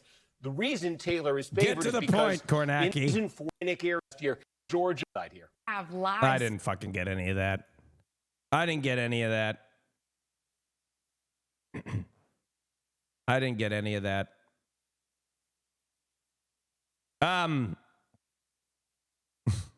TikTok brain. I have TikTok. Would I be? I have TikTok brain. All right. I have a fried brain. I can't stay focused on anything. I'm insecure to cover politics, okay? I'm insecure to cover politics because I feel like, I don't know. I just feel, I like in my own head, I know what I'm talking about, but then it comes out of my mouth and I'm like, Austin, you don't sound good when you talk about it. You know what I mean? Right? So like it sounds like I feel very intelligent in my own head. But when I'm doing it on stream, it feels less, I don't know.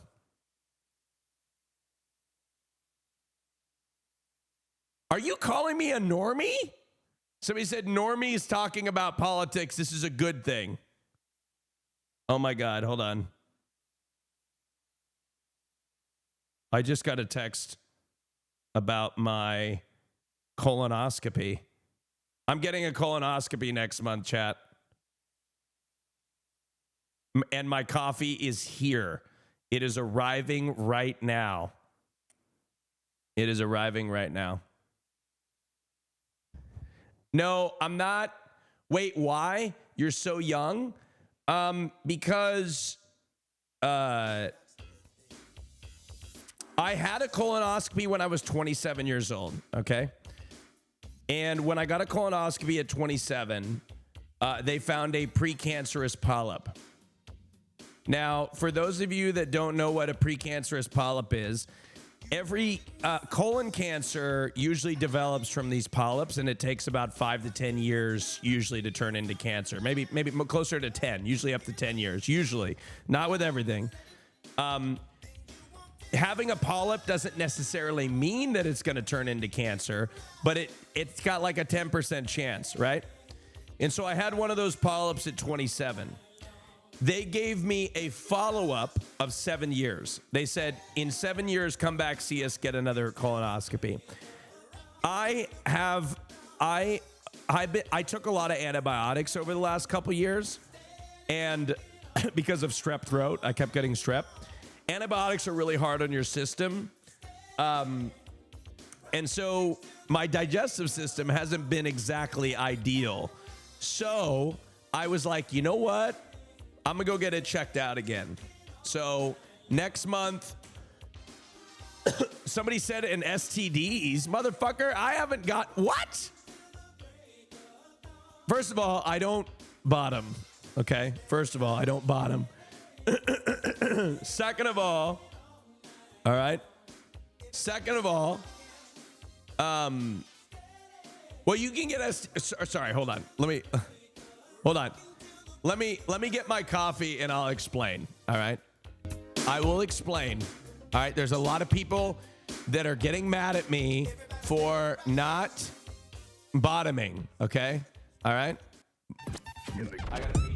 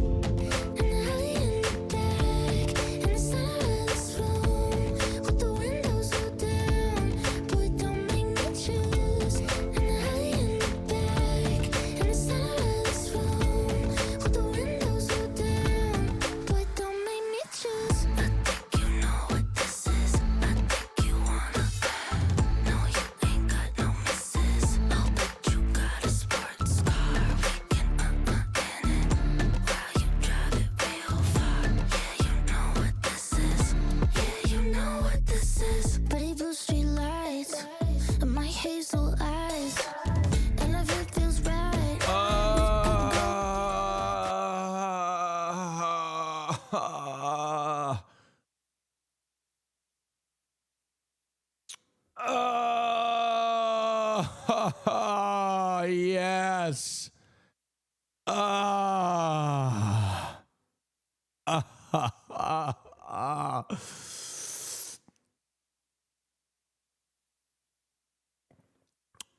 Ooh. Okay, first of all, just because I don't bottom doesn't mean that I can't get an STD. In fact, I've had an STD, okay? I've had one. I've had one in my life, okay? It was 3 or 4 years ago, but I've had one, all right? And there's nothing wrong with, well, there is something wrong. Don't get them, but look, it's fine. It happens. You figure it out. You practice safe things, and that's it, all right?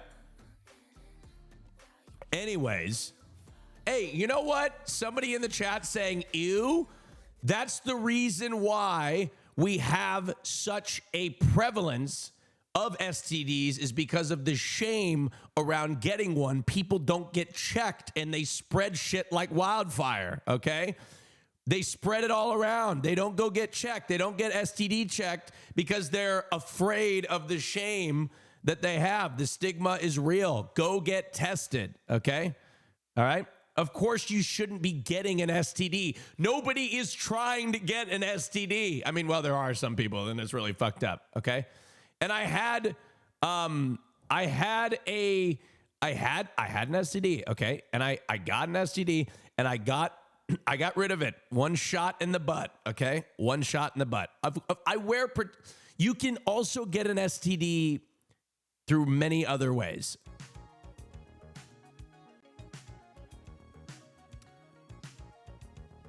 He said, abso-fucking-lutely not. Right? And he said, and I told him, I said, you know, what if somebody else taught me? And you know what he said? He said, I'd leave the room.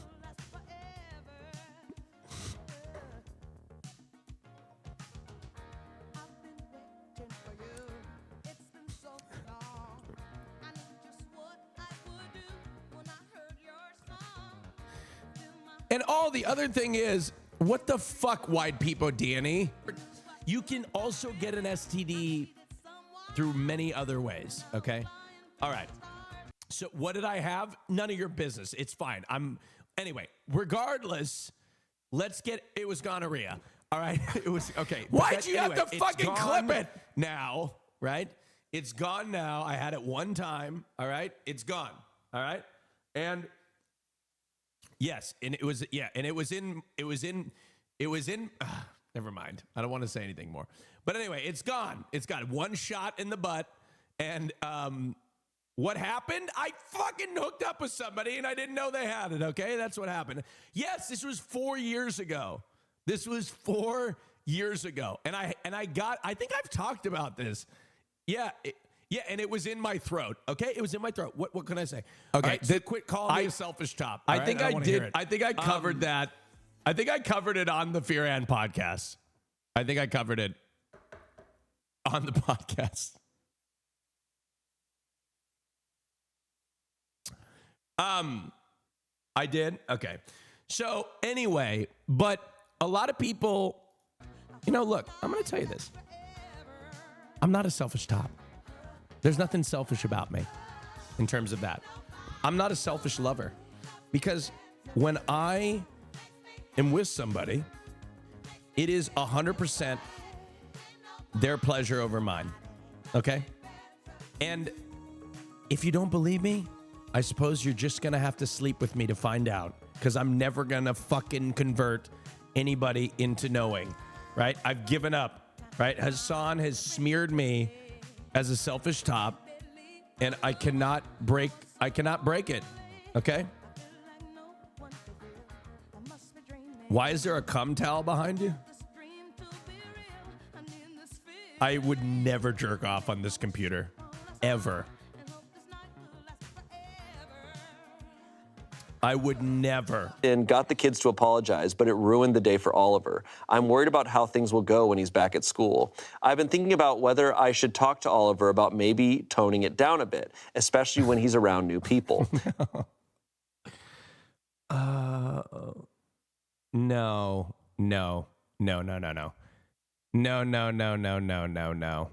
Not because I want him to change who he is, but because I hate seeing him get hurt and feeling like an outcast. No. I don't want him to feel like he has to hide who he is, but I also don't want him to be picked on or excluded because of it. No. But then I feel like a complete arsehole for even thinking about this. I don't want him to think that I don't think that the parent that is talking about this is like a bad person. Like they clearly accept their child for being gay. The problem is you can't tell your child to accept yourself and be who you are and then be like, actually, that's a little too gay. Don't wear that jacket to school. You know what I mean? Like that's just somebody who is uneducated. Right? That's just somebody who's uneducated.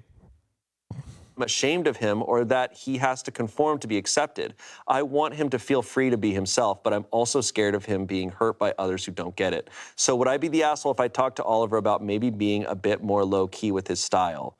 Would I be the No, yes, you would be the asshole. Free to be himself. You would absolutely be the asshole if your kid wants to wear a pink jacket to school, then they should be able to wear a fucking pink jacket.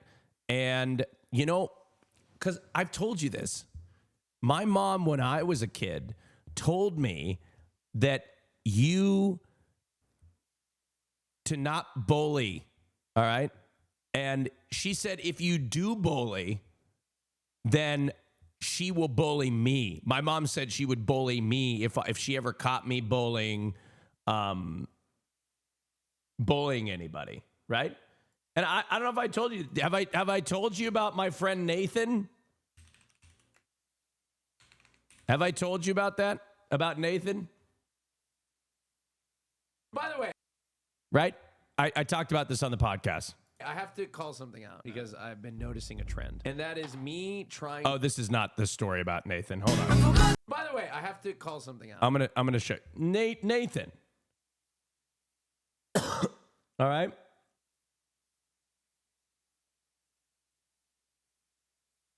Okay, hold on. I want to talk. All right, here we go. There's this kid in school. His name was Nathan. Right? Here we go. Loser. Okay. Right? And I knew that, but my mom taught me. She said, Austin, Nathan's kind of a loser. All right? Okay, that's nice. Okay. Nobody wanted to be Nathan's friend. Nathan invited me over to his house to. That's the time I remember being bullied.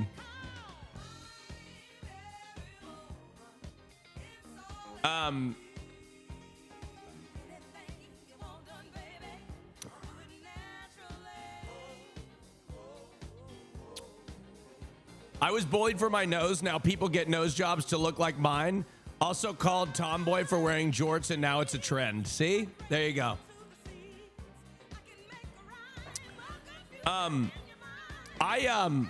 I was gonna get I will say I get bullied by people online about things that I'm not insecure about. The number one thing that I get bullied on online is my height.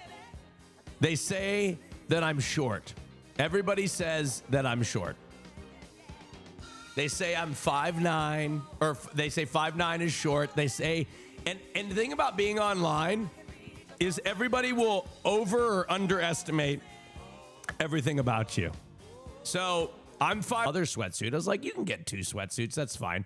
I get up to the register, $525. $525 for a sweatsuit.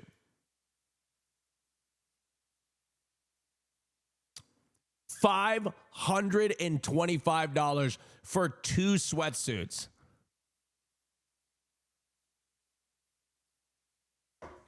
Like, isn't that insane? Isn't that insane? Like, look, this is nice, okay? This is nice. Like, you think this sweatsuit's nice, right? But is it $525 nice? Is it $200 nice? You know?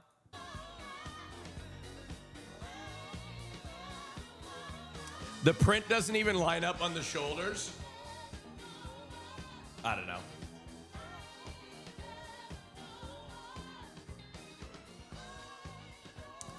It's giving off day Yankee.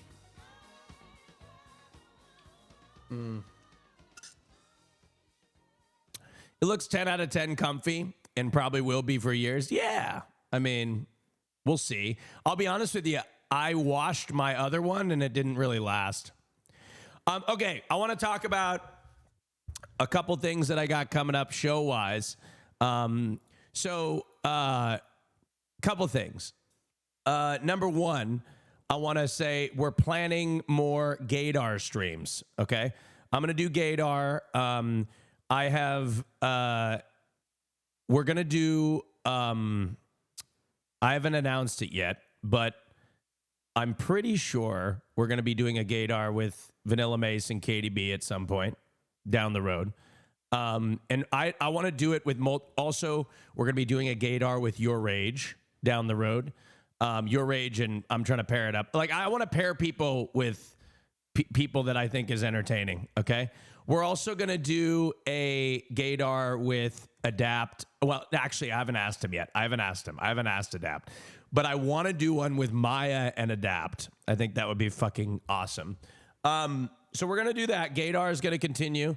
We're going to continue doing some drag to brunches. The plan for the rest of the year is I want to do 4 more Gaydars, 4 more drag to brunches, okay? We're also going to do Lover Host. Lover Host is going to come back. We're going to be doing a Lover Host with a few people. That'll be coming out. The other thing that I'm going to do over the summer is I am doing... They haven't agreed to it yet, by the way. They haven't agreed to it. But I had an idea. For a Drag King segment, okay? Hear me out. Ready? Vanilla Mace dressed as a drag king, Elvis.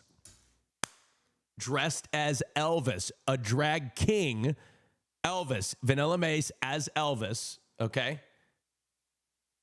And then they marry live on stage. Huh? In the middle of the show is like an interstitial. What do you think? Is that crazy?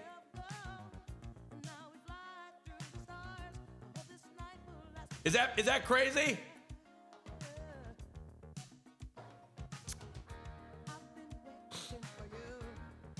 No Elvis?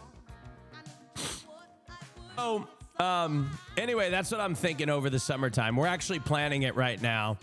But who do you think? Give me some ideas on who you think could be some contestants. I'm going to write them down. Who would you like to see in drag? So we got Hassan. Let's see. Hassan in drag would be a good one. Okay. Oh my God, that's so white. Hassan. Will. Somebody said Mr. Arthur. Ludwig in drag. Okay. Ludwig. Let's see if I can get this. Can I make this like bold? How do I make the text bigger? So we could go Hassan, Will, Mr. Arthur, Sear. Oh, fuck. Why is it not adopting the new font?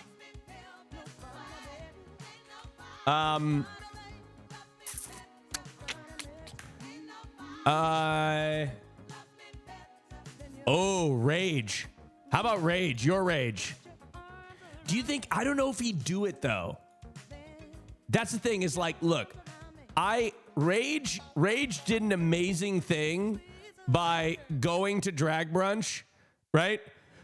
But like getting him to get in drag would be tough, you know?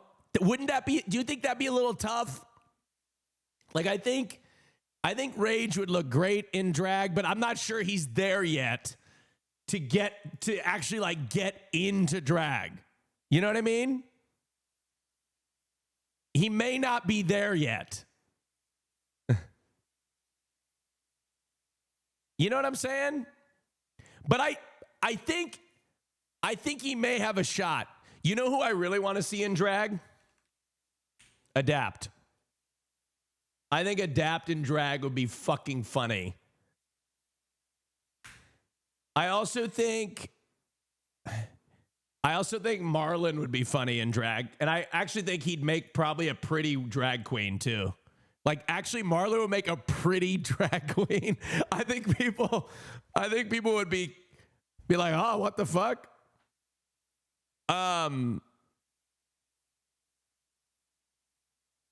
I think Arky would do it in a heartbeat. I think. But I don't know. We're not putting clavicular on, okay? We're not putting clavicular. Ooh. You know what? Okay. Actually, queso would be fun. We know what Hassan's would be.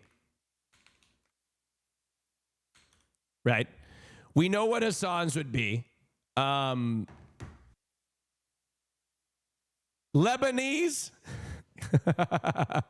Huh? Right? Lebanese.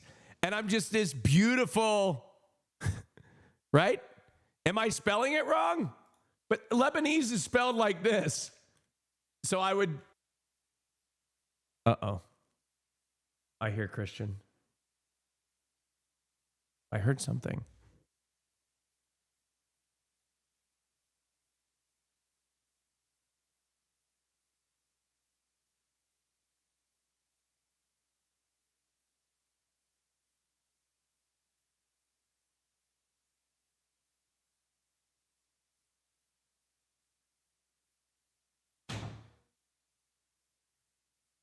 It was nothing.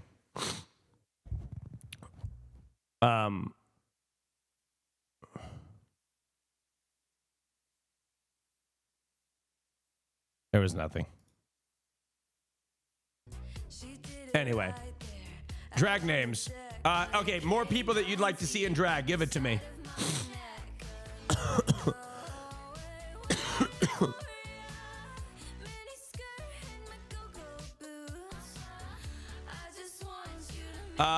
Wake Wilder. Wait, what? Nina 11 for Hassan. Why am I being pinged? Nandre! Nandre, do you have Discord? That's a dumbass question. Can I call you, Nandre, real quick? Can I call you real quick, Nandre? You mind? Actually, Gianmarco was on our list. He was on our list, original list. Hey, Nandre. Mr. Stin. Hey, how are you? I'm good. I'm happy to be here. Yay, nice. Did you ever get your money for the show that you won? Did you not? Yeah, well, I mean, I did. I hosted the show. Yeah, of course I got my money. Okay, nice. I was just trying to stir up a controversy. It wasn't a thing. So I'm doing a drag show. I wanted to know who you would like to see in drag. Okay, one, I think you gotta get Ethan Nestor because Ethan Nestor already has a drag alter ego, you know. What's that? It's in one of Ethan's videos. I don't remember the name. Okay. Give me another person. I'm just making a list. In drag? Yeah. Who else would be good in drag on Twitch? Let me look through my Chatterino wheel. It could be anybody. Through my Chatterino wheel. It could be anybody. Oh, Slime. Oh, Slime. Oh, yeah. Okay. Let's see. All right, Slime would be great. Okay, who else? Slime would be really funny now. Who else? Slime. Ted would be funny too. Wait, Ted would do it too. Yeah. Ted Nivison. Okay. How are you, Andre? What's new with you? What's new in your life? What's new in my life? I just made a chicken korma. What? For breakfast. It's 8:55 in the morning. I'm a big fan of Trader Joe's microwavables for breakfast, Austin. Wait, okay. Chicken what? Chicken korma. Chicken karma? Chicken korma. Chicken korma? Mm-hmm. You're having a curry at 8:55 in the morning? I said, I'm not a big breakfast. I know it's Indian food, chat. I know. I'm not a big breakfast food for breakfast guy. I'm a leftovers for breakfast guy. Really? I just don't know how you could do that to your digestive system at such a early hour. Do Do you ever stop shitting? I've been up since 7. You've been up I since got little dogs. You got little dogs? You get up at what time do you go to bed? You really want to hear my whole sleep schedule right now? This is gonna really fuck you up. I'm ready. Okay, so on a normal stream day, I go live around 6, give or take 30 minutes, so 5:30, 6:30, something in that window. Okay. And I usually stream till about 2 in the morning. Uh-huh. Okay. Then I do my nightly skincare routine, my gua sha, brush my teeth. Then I get in bed and I usually watch either 4 to 5 episodes of television or a movie. Mm-hmm. So by the time I go to bed, it's usually around 4, 5 in the morning. Mm-hmm.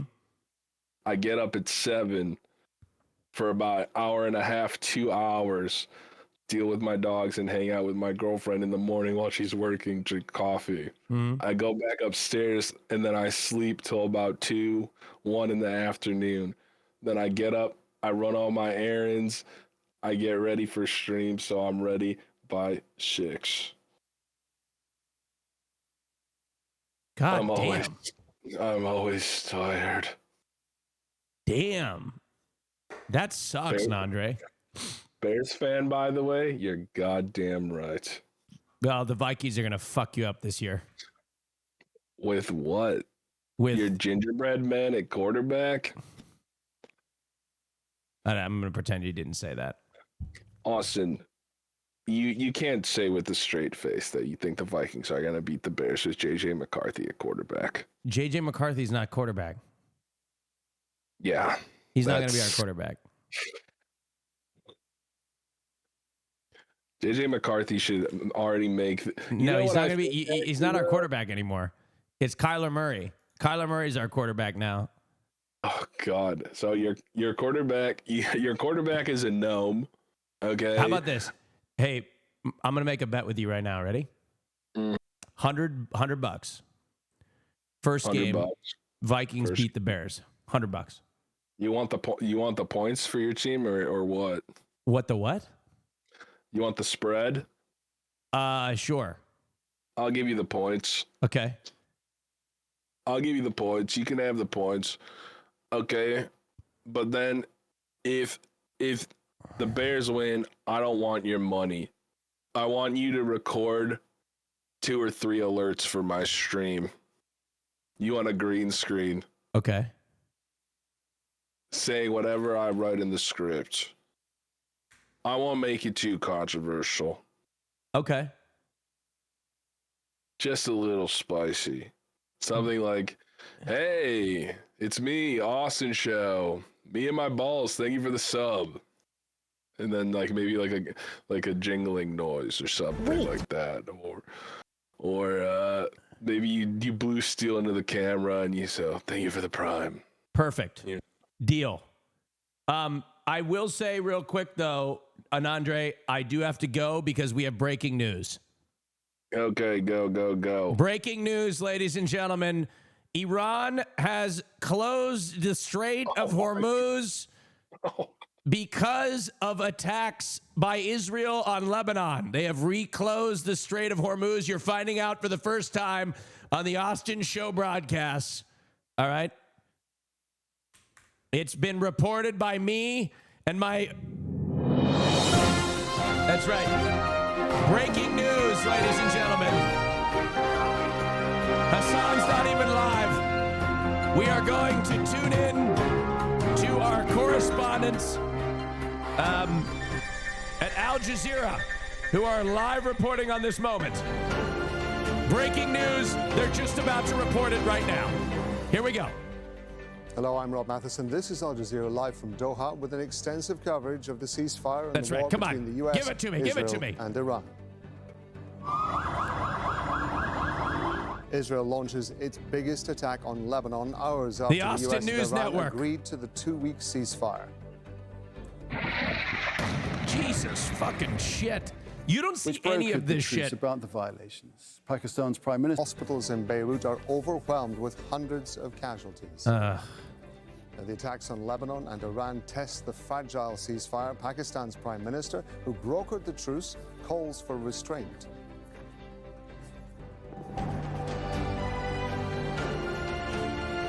Okay. Now, Israel has launched its most devastating attack on Lebanon since the country was invaded more than 5 weeks That's ago. crazy. More than 100 strikes were carried out just hours after the United States and Iran declared a 2-week ceasefire. The Lebanese health ministry says at least 89 people have been killed. I need another news link for 700 CNN. have been wounded. How do I do this?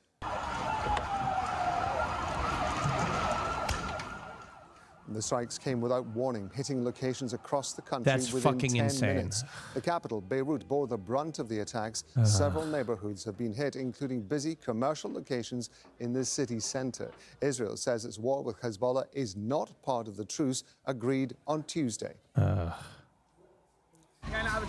It's one crime after another. There are martyrs, God bless them. The state has to do something. It can't stay like this. It's a residential area. There's nothing here. Why does it need to be damaged like this? And rescue teams in Beirut have been rushing to the injured to hospitals that are already overwhelmed by the number of casualties. The search is on for people trapped under the rubble of destroyed buildings. And beyond the capital, Israel also launched strikes in the Bekaa Valley and the southern city of Sidon, when 8 people were killed and 22 So what do you think Trump's response going to be, right? Because he hasn't, like... And we're going to start this Is this with Imran Risa. What's going on? Therefore, a lot of the issues were not really defined, and there are a lot of loose ends that still need to be managed. And I think one of the reasons that the mediators wanted the parties to meet face to face to negotiate this Friday is to start closing all the loose ends. Because the main issue with the ceasefire was first to stop Austin Show's on the case. More time on it's the live clock. with Austin Show. The mediators wanted 45 days. It ended up with 2 weeks. but they want We to have put seen more time on the clock. And they Trump managed to do has it. the Now, capability there are a lot to of reign in issues that Israel. are The still question open is if he's and going to need to do be it or clarified. not. By the way, the main issue, in my opinion, at the moment, okay, is not the big issues in the Iranian Who's this 10-point guy? plan. It's the situation in Lebanon that could He collapse won't. the whole ceasefire if it continues to escalate.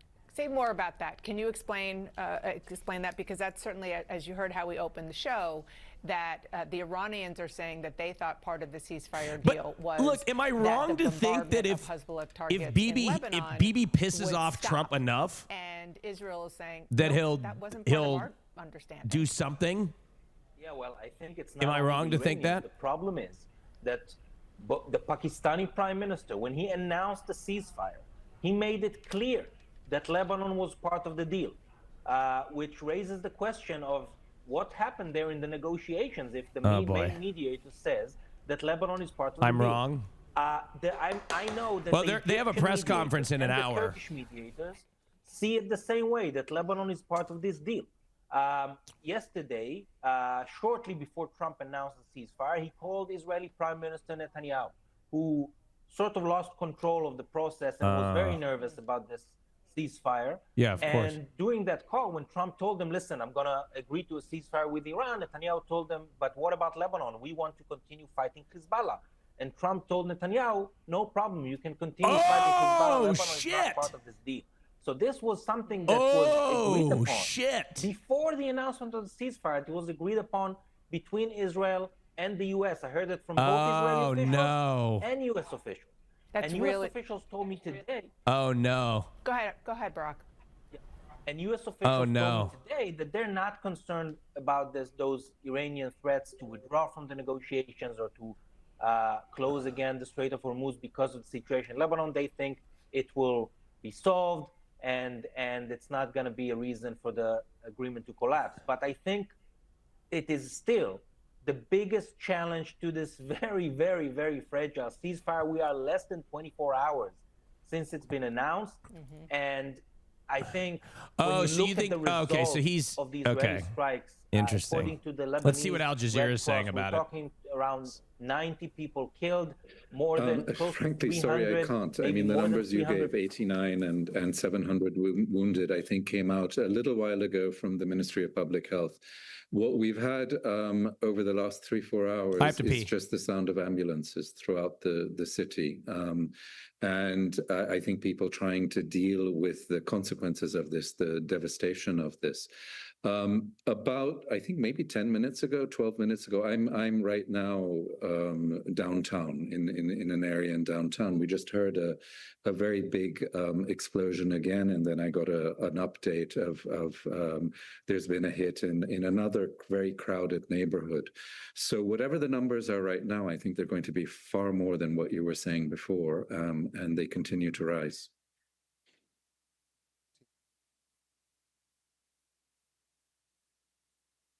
I can't hear. Can you give me an idea, sir, of the kind of information you're getting from your teams on the ground, the kind of, in terms of the conditions that they're finding people in and what they're trying to do to help them? At the moment, I mean, it's basically first responders, right? People are trying to get people to hospitals. The hospitals are overwhelmed. One thing just to maybe keep in mind is that the whole health infrastructure has been hit so hard by a whole series of crises in Lebanon. Wait, somebody in the chat said, calling war drama, desperate as always, easy unfollow. Brother, I put a fucking thing in front of it. I put a fucking thing in front of it. I put a fucking divider, you fucking stupid ass. Have you ever seen one of those? It means there's a separation. I didn't put war drama together. I put drama separated, quote, separated, separated, separated. Are you stupid? Where are they? Where are they?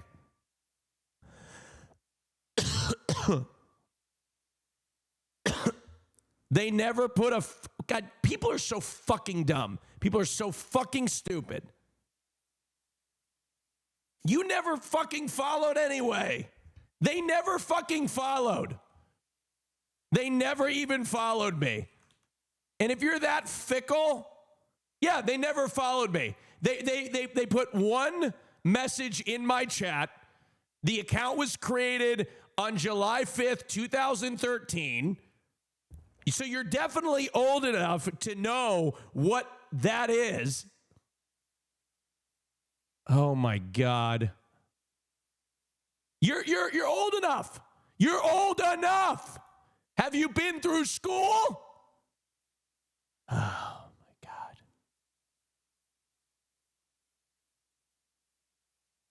You're at least 30 years old if you were on Twitch in 2013. At least, minimum 30 years old.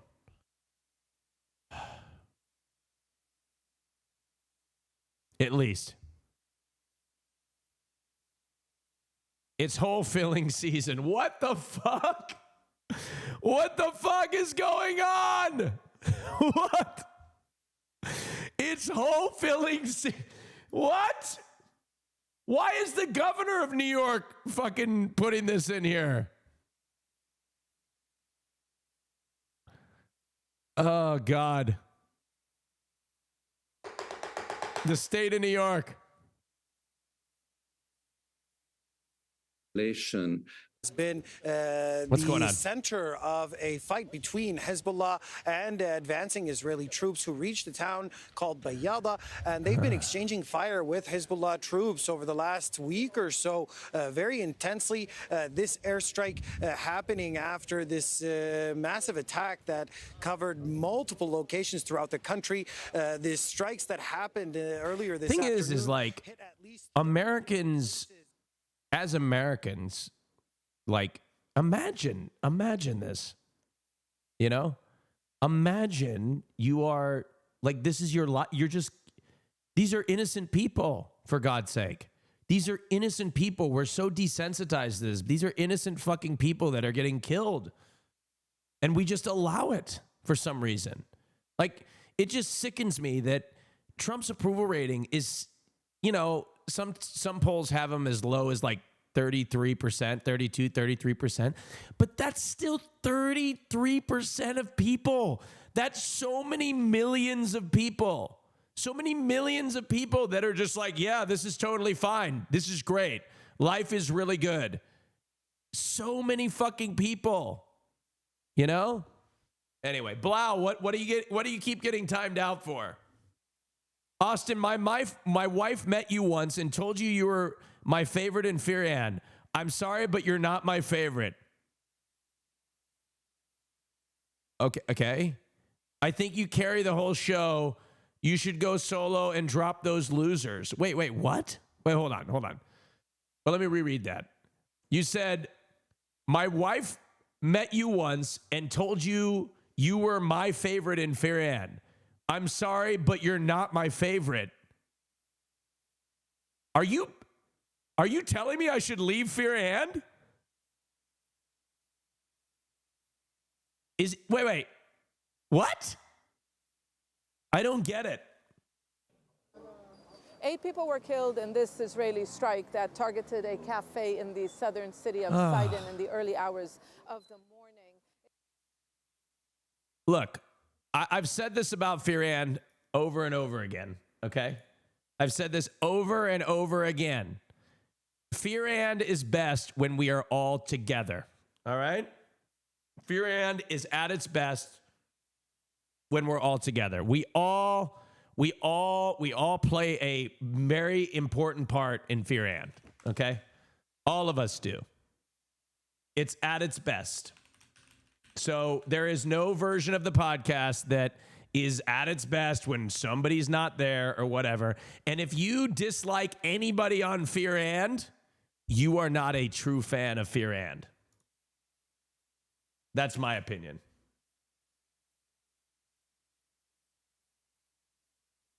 What the fuck is this advertisement on YouTube? What the fuck is this stupid shit? What is this? What is this? What the fuck is this?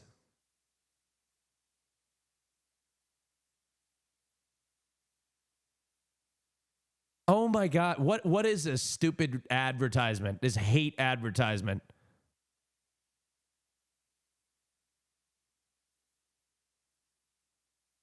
Can I report the ad?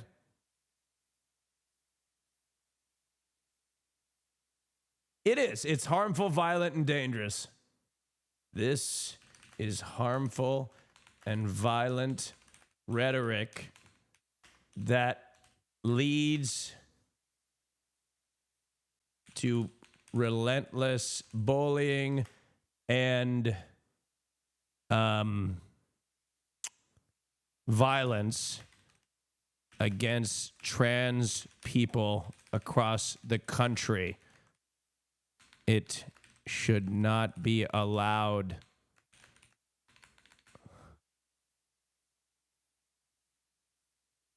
About this advertiser. Verified by Google.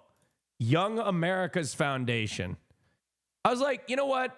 You know what I hate is that when they try to disguise their hatred as religious liberty, right? They'll be like, oh, it's my religious beliefs to hate trans people or to hate gay people. I don't give a fuck what your religious beliefs are. It's never a justification for hate, okay? Your religious beliefs are never a justification for hate. Because the thing is, you have used your religion, all right, for generations to justify hate. Just because you believe it doesn't make it right. And it doesn't mean that we all have to sit and wait for you to catch up to the 21st century, okay? Your religion has been used as a justification for hate for thousands of years, okay? And what's funny is many things that these religious people used to find acceptable nowadays, their gospel contradicts, you know? They pick and choose the things from the Bible. They pick and choose, you know? They cherry pick shit from the Bible. There's shit in the Bible that we don't follow anymore, you know? Anyway. What was I going to show you guys?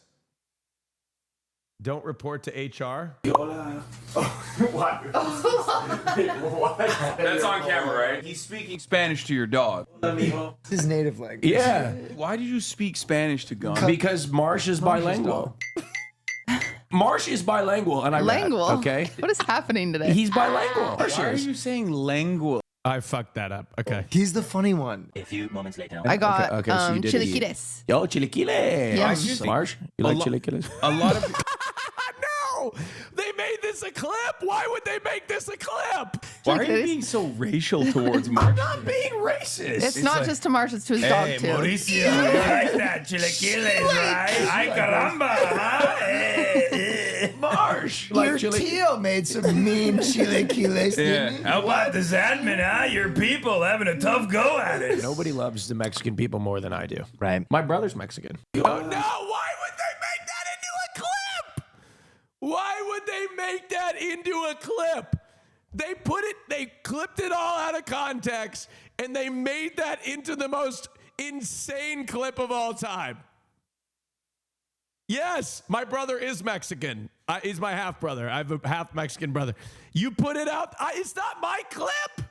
This is the Fear Ann clip. Yes, my brother's half Mexican. And my sister-in-law is full Mexican from Michoacan. Michoacan. Look, what about this is racially charged? I want to know. What? What? That's on camera, right? He's speaking Spanish to your dog. His native language. What, is that racist to speak Spanish to a dog? Is that? Yeah. Why did you speak Spanish to Gunn? Because Marsh is bilingual. Marsh is bilingual. And yes, it's weird. ¿Por qué? ¿Por qué? ¿Por qué?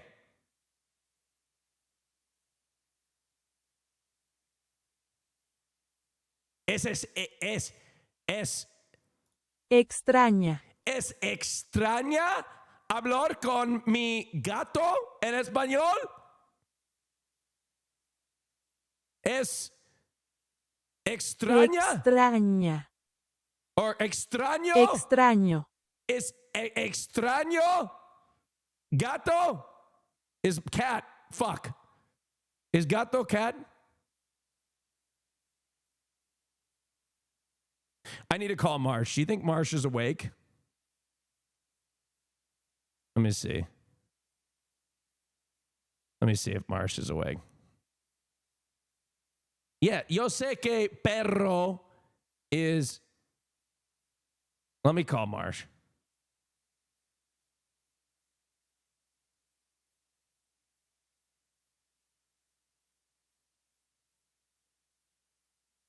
Please leave your message. Okay. That's not a good sign.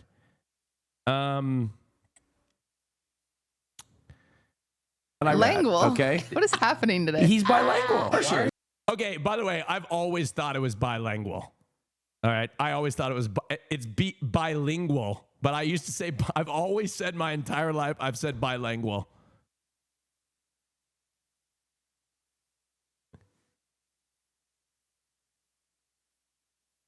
Okay, but be honest, chat. Is this isn't racist, is it? What? That's on camera, right? He's speaking Spanish to your dog. His native language. Yeah. Why did you speak No, Spanish it's not, to right? God? Because Marsh is bilingual. It's just silly, isn't it? Right? Marsh is bilingual, and I Lingual? okay. What is happening today? He's bilingual. Why are you saying lingual? He's the funny one. It's a microaggression. Moments later. I got Okay, so you did eat. chilaquiles. Yo, chilaquiles. Yes. Marsh, you like chilaquiles? A lot of Okay, now this particular part is maybe a little, but what? Why are you being so racial towards Marsh? I'm not being racist. It's not just to Marsh, it's to his dog too. Mauricio, you like that? It's chilaquiles. Chilaquiles, right? Ay, caramba, huh? Marsh. Your Tio made some mean chilaquiles, didn't he? How about this admin, huh? Your people having a tough go at it. Nobody loves the Mexican people more than I do. Right. My brother's Mexican. Sometime the Fear and editor is going to get me in trouble. Let's see how many likes it has. Let's see. I refresh. 96. The first comment. Austin, say gracious at Mexican. Austin, say gracious. Oh, he's basically saying Austin says gracious instead of gracias at a Mexican restaurant. Also, by the way, can I talk about a top comment on the Fear and podcast that I remembered from this week? Okay. Well, that's not the one. I'm curious if I'm always the opening. Am I always the cold open for Fear and? I want to go through this. Hold on. Wait, did you have something? Well, he just literally mentioned. just finished saying I have topics. He has a bunch of topics. well, Go ahead. Okay. No, Austin, this is your show, man. Go ahead. Oh, no. Actually, Will, why don't you? If you notice, like, that's a nice arm. No, We could talk you about might have noticed that how you did civil rights at Del Taco. Yeah. Okay, there's that. There's this one, Laverne Cox. Was that the cold open here? But if you care, lies. you can practice. You can practice. Oh no, it wasn't the cold open there. Maybe it was a cold open here. I built you back up as a this funny is guy. Will. That This was is me. Devil Wears Prada. Hey, Emily. Okay, that was Will. This is the comment though that I wanted to show you. Look at this. Austin, the type of person to say ni hao to a Korean.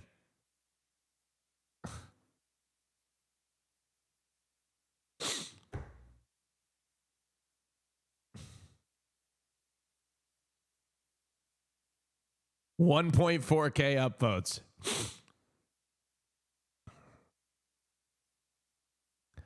$1.4K upvotes. Scroll down.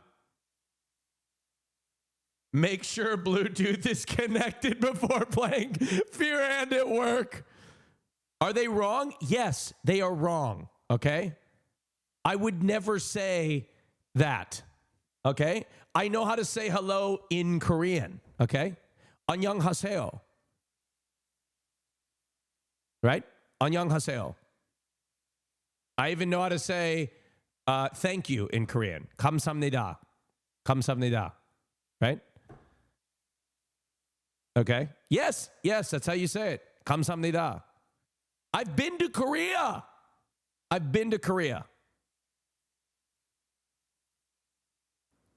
안녕하세요. I can say hello in many different languages. Ready? Konnichiwa. Ni hao. 안녕하세요. Hola. Bonjour.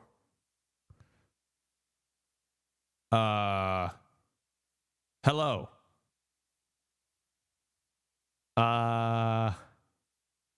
Salam. Salam alaikum. Malaikum salam. See, I can say hello in 9 languages. Hallo, which is hello in German. Hallo, which is hello in Dutch. All right.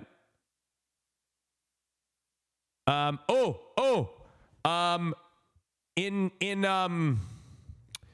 Swedish. All right. Isn't that how do you say hello in German, right? Hello in German. Look at this. Hello in German.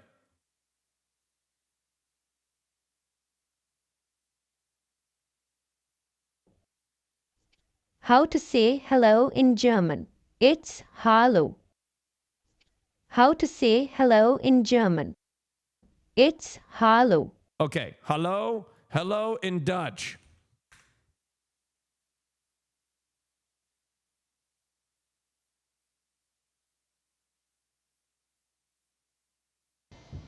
Hello, this is the Dutch lady. Welcome to lesson 1 of the Dutch language. We've already... This video better have been 15 years ago because this quality is insane. Ah! Oh! It was 15 years ago! I nailed it! I wasn't even looking. I was looking at the thing. I was looking at my OBS. Swear to God. We covered the alphabet. Now we're going to go on to the greetings. We're going to start with the formal greeting of hello. Hello will be hallo.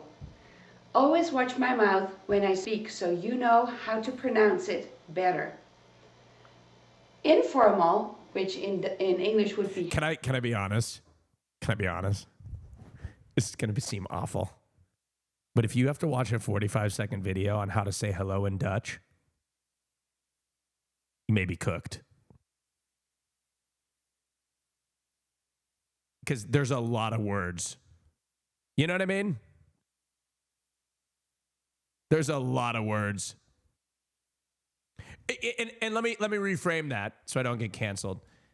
If you come from a language where hello is how you say hello. If you come from a language like, I don't know, where hello is something a lot more complicated, right? Or a lot different, okay?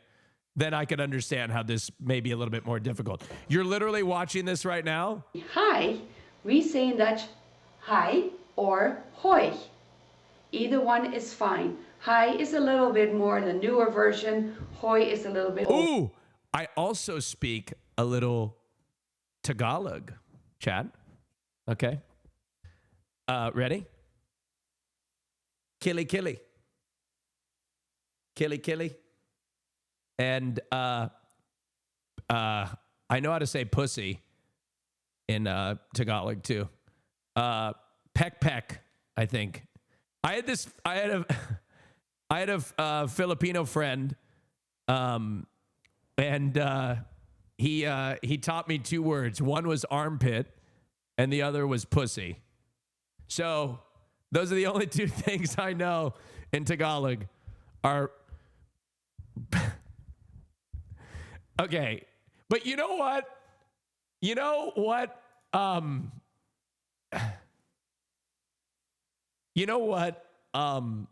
I do agree with this comment because I've never done that before, but I was in an airport over Christmas and somebody came up to me and they're like, Austin, they were coming back from a Hawaiian vacation or something. And I was like, and they're like, Austin, love Fear and nice to meet you. And I was like, oh man, where are you going? And they're like, Hawaii. I was like, wow, that's amazing. Maliki Maka. And then I just was like, I don't know why I said that, but that's Merry Christmas in from the you know the song? You know the song? You know the song? That's not a slur. Do you not know this song? Bro, that's the what? Are you crazy? Are you crazy? Right? That's not no, it's not. It's a Christmas song. What?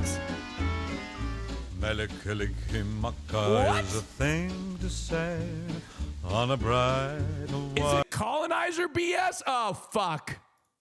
Christmas Day.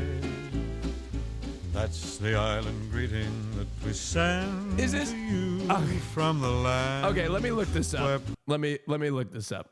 What does Malika-liki-maka, pronounced Malika-liki-maka, is the Hawaiian phrase for Merry Christmas. It is translation adapted by missionaries. Oh.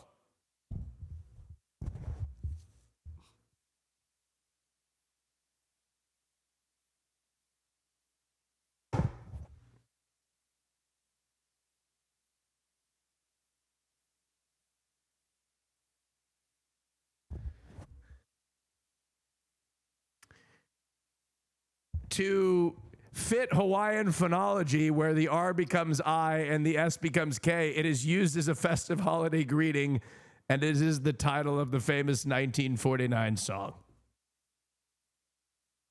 Reddit post 6 years ago. TIL that Melikilikimaka isn't a native Hawaiian phrase, it's just a corruption of the English phrase Merry Christmas. What? Somebody said corruption. Is that? Well, you know what? I'm not listening to any more music before 1980 anymore. Okay? I no longer will be listening to that song anymore, okay? Instead, I'll be listening to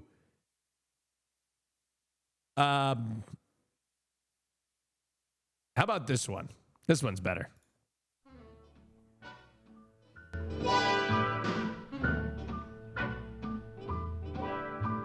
I really can't But stay. baby, it's cold outside.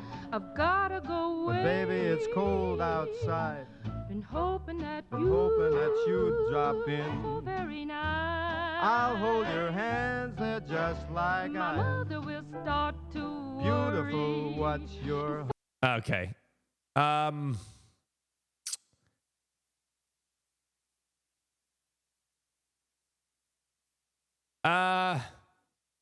How about, you know what? I'm just going to stick to, hey, AustinShow. Are you a vampire? Did you get bit in the 30s while hanging out with the Rat Pack?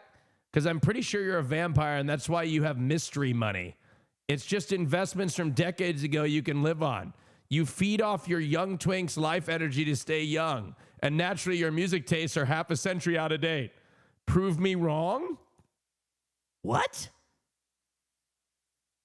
What? Brother, what do you mean mystery money? You watch the Fear and podcast.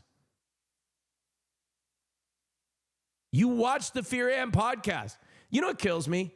You guys will watch the Fear and podcast. You will subscribe to the Patreon, and I will look at the comments and they'll be like, how does Austin make any money? Father will be pacing the Fuck. I don't get it. You'll be subscribed to the page. The Fearan Patreon currently is making this is public knowledge. It's public knowledge. Could somebody tell me how much money the Fearan Patreon is making?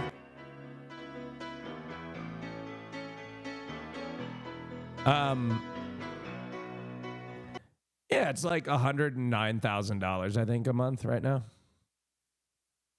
I don't know, something like that.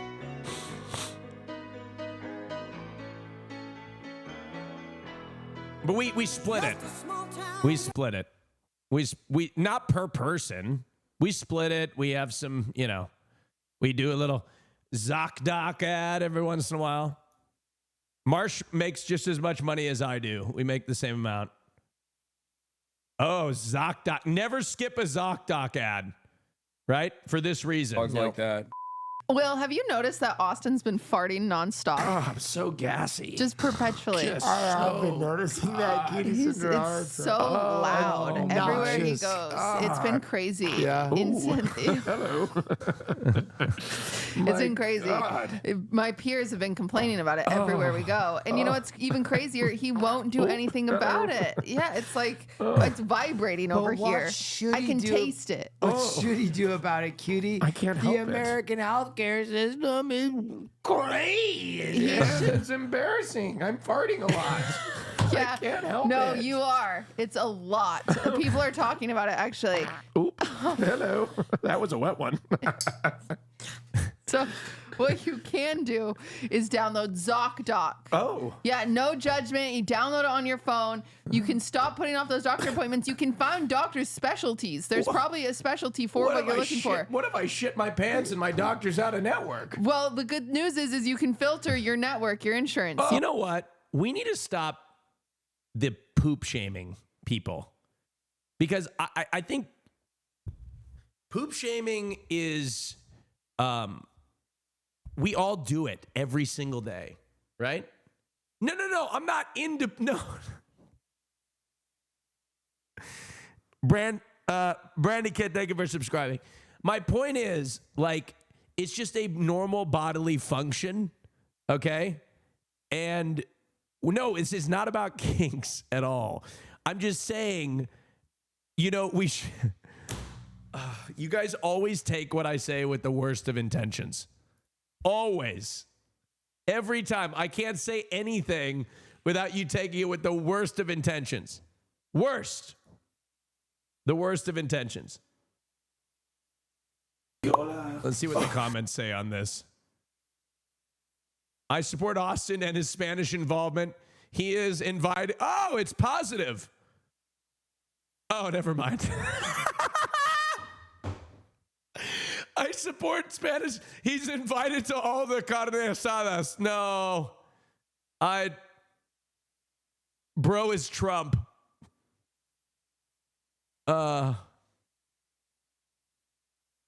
Chat, I think I have ADHD. It's like, wow, that's amazing. Maliki Mak. Oh no, why would you clip that? Why would you clip that? I'm deleting it. It's like, wow, that's amazing. Please don't clip that. No. Don't clip that. Don't. Has Hospaz already put it on Twitter? No, he hasn't.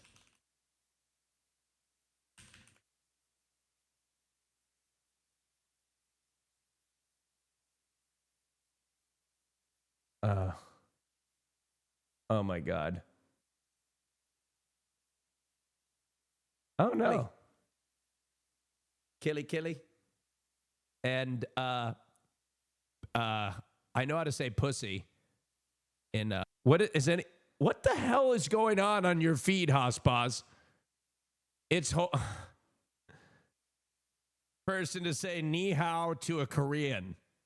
Okay, let's see. What else is in here? What do you got? Oh.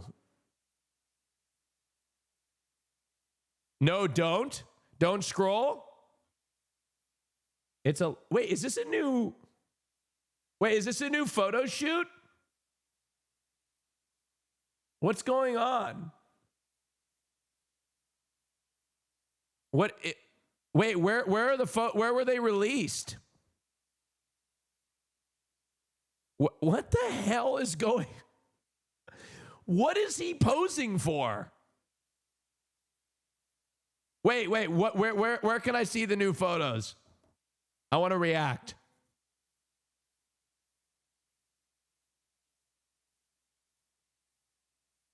Socialism Twitch? Oh, it's an article. Okay. A socialist savior streaming to you live is the article.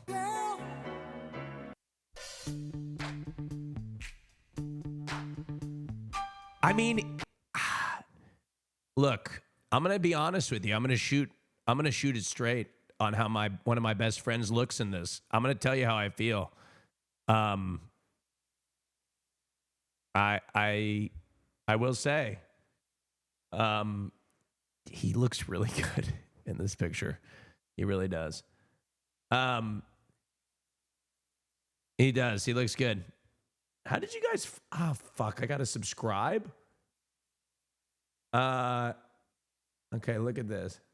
All right, let's see. The average age of a cable news viewer currently hovers. Hold on.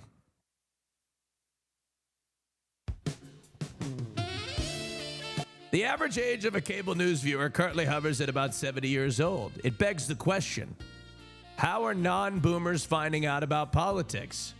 Optimists might vaguely point to a newsletter, podcasts, and the new media landscape. But look a bit closer at said landscape and you'll find a terrain swarming with crackpot commentators, tradwi firebrands, and look-smacking eugenicists. It is within the fray that Hassan Piker live streams 8 hours a day, 6 days a week to a concurrent audience that could fill a football stadium. The Los Angeles-based 34-year-old, okay? I want to be very clear here.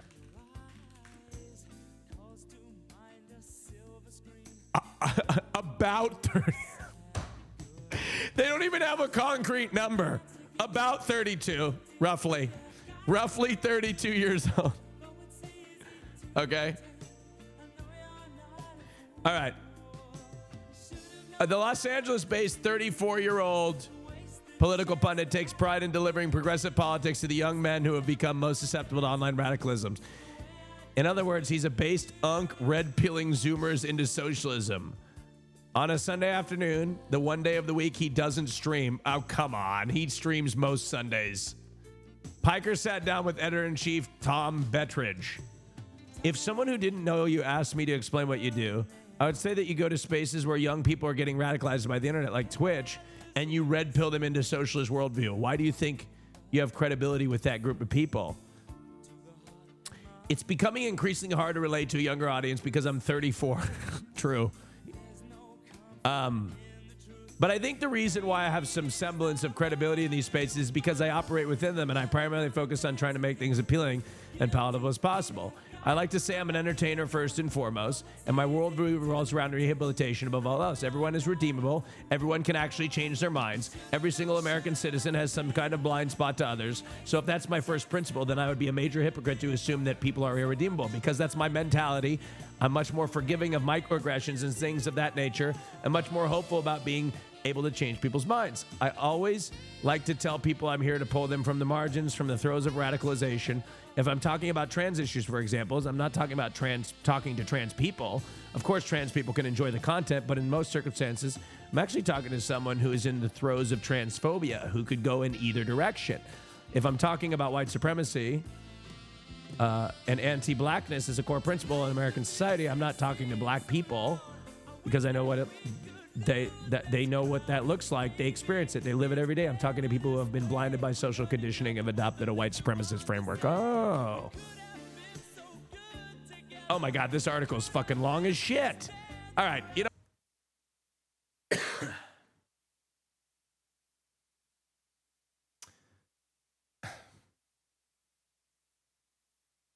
Can I be honest? Chat. I think that I have duped all of you. I'm actually super normal.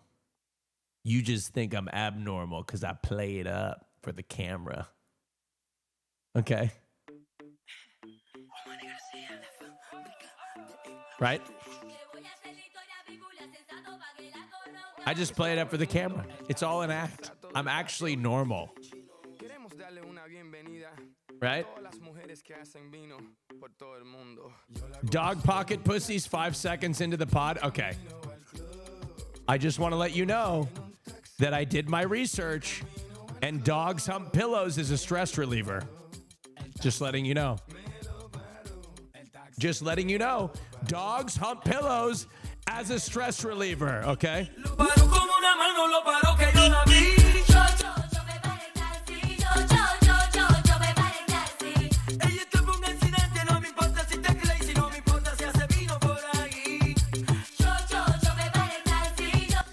Anyway, you were singing for 80% of the China trip.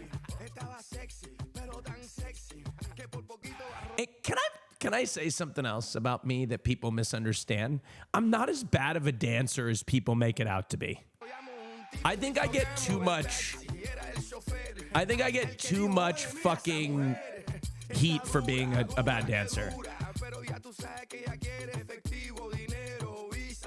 Somebody said, do you hear the news that a very normal, handsome man was spotted in LA? Yeah, it's me. Did I tell you? God, my ADHD fucking sucks. I don't know if that makes me a good streamer or not. Is ADHD distract you? Like, is it bad to have ADHD as a streamer?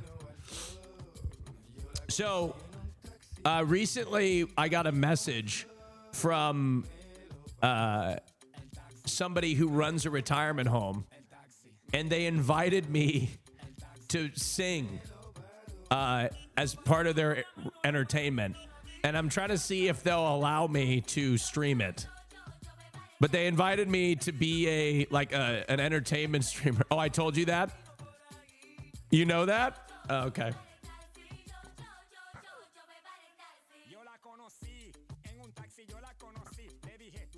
Yeah. Anyway, you've heard this story before? Sorry, I repeat things. Me and Caroline. Well, anyway. Chat, in 8 minutes, we are doing news, okay? Huh? How about that? This is entertaining shit. We're about to switch to news. I know you're ready for it. I'm ready. I'm ready to watch it. You're getting a first to market, okay? First to market. Press conference, exciting shit.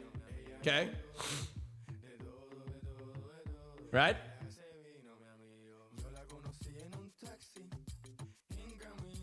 Can you wake Chin up? No. I'm not waking him up.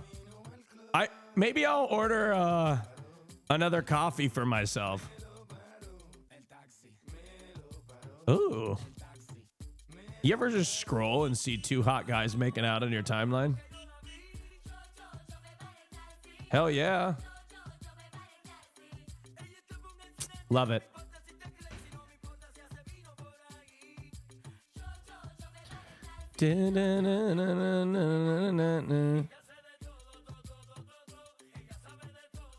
Yeah, the Strait of Hormuz closed again.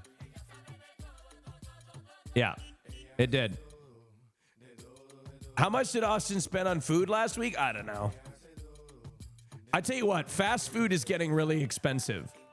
Christian and I went to Chick-fil-A yesterday, and it was like $40.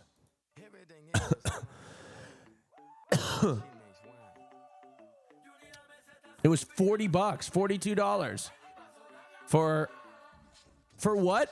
2 chicken sandwiches, 2 salads, and 2 grilled nuggets. There's a boycott against Chick-fil-A? That's crazy. Yeah, Israel fucked up the ceasefire, evidently, which is like, what a shocker. And they attacked Lebanon.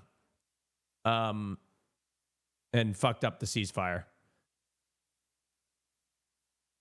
So Yeah. Yep. They attacked Lebanon, fucked up the ceasefire, and we'll see if the United States can rein them in. Now, it's an interesting thing because the United States does have the ability to rein them in if they want to, because, but will they do it is another question. And hear me out. Here's my take. The reason is because the United States has been, Israel has to coordinate with the United States every time that there's a strike on Iran because of the retaliation of Iran, and the United States is helping Israel in their missile defense systems. So they have to coordinate with the United States when they strike Iran or Iran is struck. So if Iran decides to shell Israel, they have to coordinate with the United States. Anyway. The press conference is starting in 8 minutes. I'm curious what Caroline Levitt is going to say. I have to pee again. Is that all right?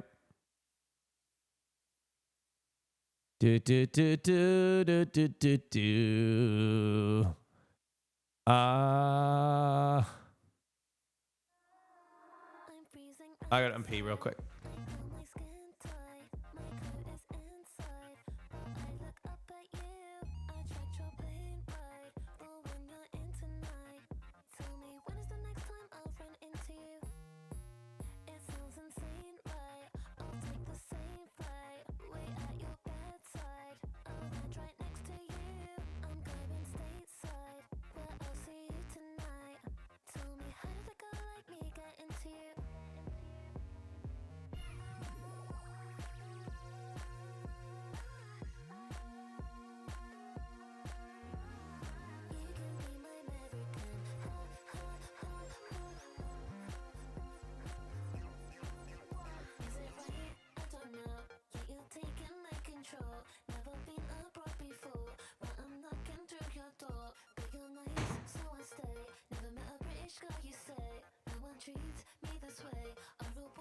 Did I wash my hands? Of course I wash my hands. I wash my hands all the time.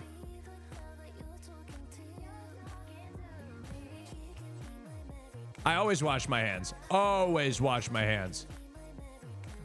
Every single time I go to the bathroom. Lick my hands? No. I always wash my hands. Always. Every single time. Every single time.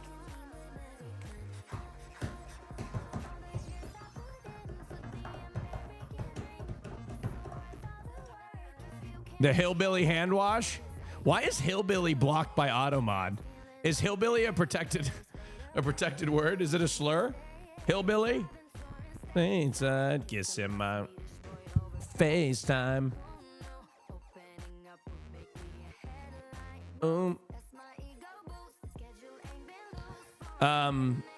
It's kind of a slur. Yeah, redneck is a protected word too. It got taken away by what do you call it? It got stopped by Automod. No, gay isn't. Gay isn't. You can say gay. Are we discussing CNN's hit piece they just aired? Oh, did they? Did CNN just air a hit piece? On who? Hassan? Like, they already did one a few days ago. Didn't they? They just did one a few days ago.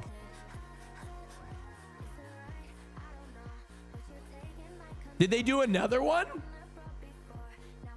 Did they do another one again? Did Jake Tapper do that again? Well, I know Fox News did the Hassan Piker segment. Oh, let's see if what they've done.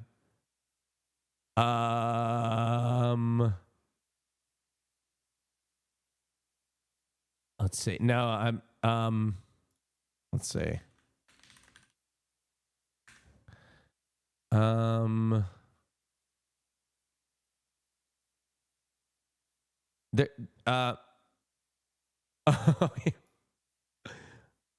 Oh yeah, this one.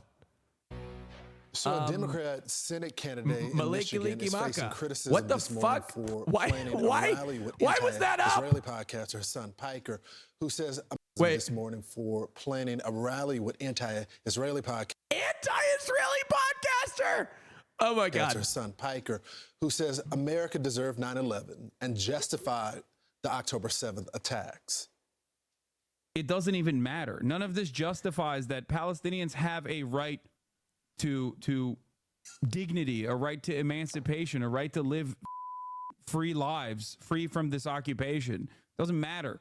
Doesn't matter if rapes happen on October 7th. Like, that doesn't change the dynamic for me even this much. Democratic Michigan Senate candidate Abdul El Sayed joins us now. Abdul, thanks so much for getting up this morning. Thank you so much for having me. So, Abdul, you run a campaign where you've got a Thank you so much for getting up this morning. A lot of young people supporting you. You've talked about gas prices. Oh, is a press conference happening? Fuck. No, it hasn't happened yet. Tell me when it goes live. Eliminating medical debt. But there has been some moments where a lot of people that are modern Americans have disagreed with you. And I want to play this clip of when the supreme leader, the Ayatollah, was eliminated. And this is what you had to say. Watch. I also want to remind you guys that there are a lot of people in Dearborn who are sad today. So, like, I just don't want to comment on Khamenei at all. Like, I don't think it's worth even touching that. So, Abdul, I guess my question would be, who are those people, and why do you still want their support? Well, fast forward 5 weeks on, I think all of us are sad today. Our gas prices are up over $1. We're fighting a war that is taking service members' lives, and we're paying our tax dollars to do it to the tune of $1 billion to $2 billion a day. Are So I they think usually all of us on right now ought to time be for these sad. press We conferences? just watched a beautiful package about Dude 44 Bravo and his heroic return. And the president said that we leave nobody behind, except for the entire American public is being left behind by a war that is unjustifiable and illegal. Fuck. So How I late think I are speak they? for all of us to say that we are worse off in this war than we were before. And I think all of us really need to step back and ask ourselves what our dollar should be used for. So I would ask you, Abdul, I think you're right. I think the polling suggested, I mean, that was Iran's goal. Stated goal was to put pressure on the gas prices. But specifically, who are the people within the community that are sad about the Ayatollah being dead? Because the peaceful Muslims that I know, including those that are in the Gulf state that are supporting this action right now, they reject him and they wanted him dead. So who are those people that you know that are sad, and why? Well, look, I'm no apologist for any regime, including our own. And at the end of the day, the question is whether or not a leader focuses on his or her people. Clearly, the Ayatollah did not. And clearly, Donald Trump and this administration is not either. So again, I'm going to tell you, they are white, they are black, they are Arab, they are non-Arab, they are Muslim, they're not Muslim. They're all the people who had to pump gas this morning to get to work and realize that they were going to have to end up paying tremendously more money because of an illegal, unjustifiable war. So the notion that the Ayatollah is dead is one thing, but the notion by which our country did it, fighting a third conflagration in a third country in this year alone, that there is the problem. And I think we have to understand that in politics, in government, the means don't always justify the end doesn't always justify the means. And I think Americans of all stripes right now are unified by asking, what is the aim here and what are we doing? Yeah, so I think most Americans remember the 17 Americans that died in 1983 at the death of Iran. 240. What? No, they don't. No, they don't. I don't even think most Americans know that even happened. I genuinely don't even think that if you were to ask, I would say 1 in 10 Americans, not even, 1 in 25 Americans, maybe, if you're lucky, have heard of that. 44 American service members in October the 23rd in 1983. No, they don't. They don't. U.S. airmen in Kopar Bar Tower in 1996, and 3 U.S. Americans, soldiers in 2024 of January. I want to get to your big event that you're going to have with Hassan Piker. Oh, no. Oh, no. He has said some things about 9/11. What do you stand on this? October 7th, he has blamed Israel for that. We know that they were attacked. Do you agree with him? Of course, I oppose rape. Of course, I don't think 9/11 was justified. But because you appear with somebody doesn't mean you agree with them on everything. This is my Think about favorite this. line. You have the president on the show all the time. He talks about grabbing people by parts of their bodies. I don't think you would ever consider. And that doesn't mean that you wouldn't appear with him. My question to you is, when did we start bending to cancel culture? When did we start saying that cancel culture was okay? Because clearly on your show, you have a number of people who you don't agree with, including me. And I think it's important for all of us who want to win votes, who want to build America, to go and talk to anyone, anywhere. And we only have limited time, so I don't want to cut you off. But I'm talking about someone standing with the #1 state sponsor of terror. I'm talking about condemning the worst attack on America. If you want to vote in a country where we consider this event brought us to our knees, I'm talking about speaking to moral clarity specifically about that. I'm happy to have you on to talk about the President of the United States any other time, but when you speak to what he said excuse me. They don't want any Trump trashing on Fox News. And October the 7th. Well, it's important to talk about context. I'm never going to agree that 9/11 was justified. It was wrong. It was a horrible day for all of us. I'm never going to be okay with the innocent murder of civilians. I condemned Hamas and I condemned that attack on day one. The issue that you're trying to do is paint me out of context quotes, without a context quotes taken out of context specifically to ask me these questions. And I'm going to play the same game with you. Why is it that you will not condemn the fact that the President of the United States talked about grabbing people by their body parts? And I would argue that it's all part of the same cancel culture game that we should not be playing. So I'm talking to your audience today because I think it's important to have a conversation that matters about the issues that matter today. Yeah, and that's exactly what I'm doing. That's not on the ballot, and that was litigated in 2016, and the American people re-elected him again. So we've gone through that. I want to ask you about some of your comments because you're. What is he saying? Grabbing people by the pussy is a good thing then? Like what? He doesn't even say he doesn't disagree with it. He's like, yeah, well, yeah, but we voted for him anyway. That's what he said. The one that's running for office, the president. He's like, yeah, fuck it. We voted for him anyway. We don't give a shit. We don't give a shit. He didn't even say I disagree with it.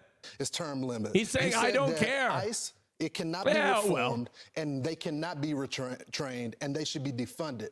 Do you still have that point of view? I want you to ask yourself, Marines are getting a bum deal right now because ICE is funded to a higher level than the U.S. Marines, and we're now fighting a war. Ask yourself if that keeps them safe. Ask yourself if it keeps you safe. They shot 2 people, one in the face, one in the back of the head. So no, you cannot reform using a child as bait. You cannot reform shooting American citizens because you can operate with impunity. So yes, absolutely, stand the American public. Oh no. For a humane approach to immigration enforcement. So you believe that the 10+ million, some of them, which we have captured that are terrorists, since they're the only service that can do the deportations, you believe all those people should stay in the country? Is that what you're saying? On, Lauren, oh my God, man. Is this serious? Oh my God. Oh God. How ridiculous. You're better than that. At the end of the day, that's not what I'm saying. I'm saying that so who's ICE going to deport them in this particular way, when you shoot people in the face, when you fund them to the tune of $185 billion, when they can walk around with impunity covering their faces, not actually being held accountable to the highest law of the land, which is our Constitution, that is wrong. You can have immigration enforcement. You can keep a safe and secure southern border, which I agree with, but not like this. I don't think he is better than that. We appreciate you coming on, taking the tough questions. Always. And go blue. I'm Steve Ducey. I'm Brian. I'm Brian Kilmeade. And kill me. And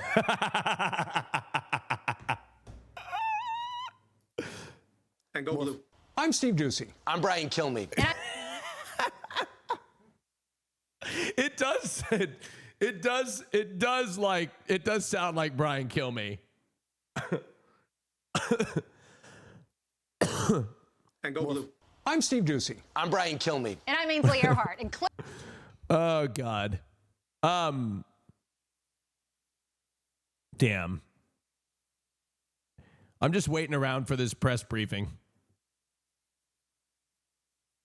I'm waiting around for the press briefing. I want to watch the press briefing. Let's see what else we got here while we're waiting. While we're waiting for the press briefing. Oh, you can see me scrolling. Fox News it's obviously horrible, but it's highly entertaining sometimes to watch because of how insane it is. Yeah. Sometimes I'll get on a plane, and unfortunately, most of the people flying first class or whatever on Delta, a lot of them turn on the news. And I'd say probably 70% of the time I see them watching the news, they're watching Fox News. It sucks. It really sucks. Every time. Every time. Don't report this to HR. Let's see what the comments say. Oh, no. See what the comments say here. No, I won't watch Fox News on a plane because I don't want people to think that. Okay, here we go. Austin say gracious. I support Austin in his Spanish involvement. Austin is like Trump decided to embrace his gay roots and never get into gay. All right. All right. No, it's not BDS chat. It's a Pepsi can. All right. It's a Pepsi can. All right. Everybody knows that's a Pepsi can. All right. It's blue. I'm colorblind. All right.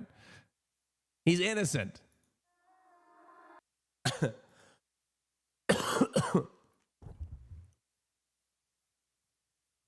It is so hot in here.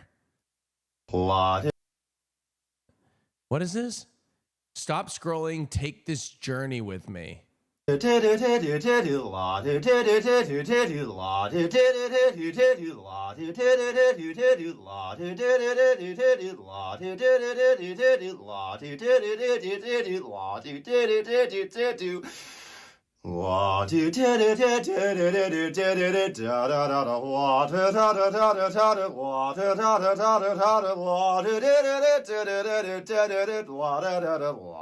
Somebody in the chat said, Austin, you don't have to click every link.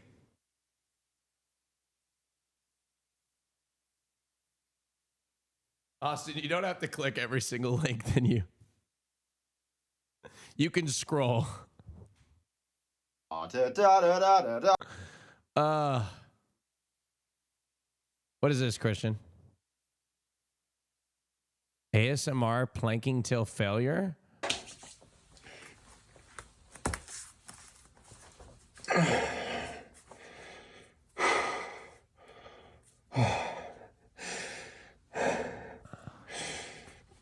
Holy fuck. What is this?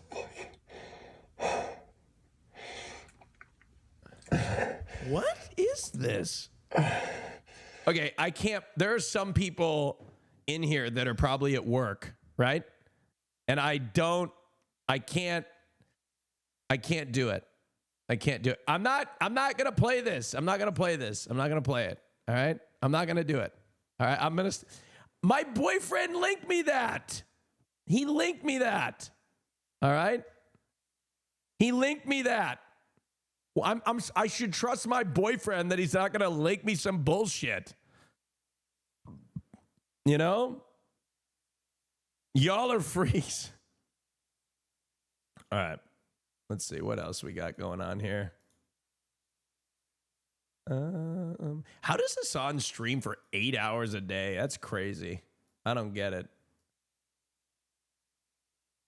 I don't get how he does it. He must really know what he's talking about. Brain broken?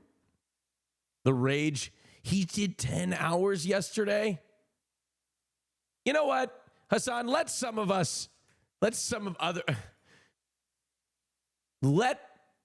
Oh, is the press conference starting yet? Fuck! Where is she? Where is Caroline Levitt?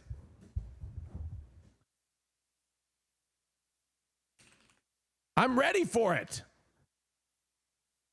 Does Hassan watch these press conferences, or am I the only one? Or is he not going to? I feel like you're getting an AustinShow exclusive. She's live for you? No. All right, let me click. Son of a bitch. Son of a bitch. Fuck. Fuck.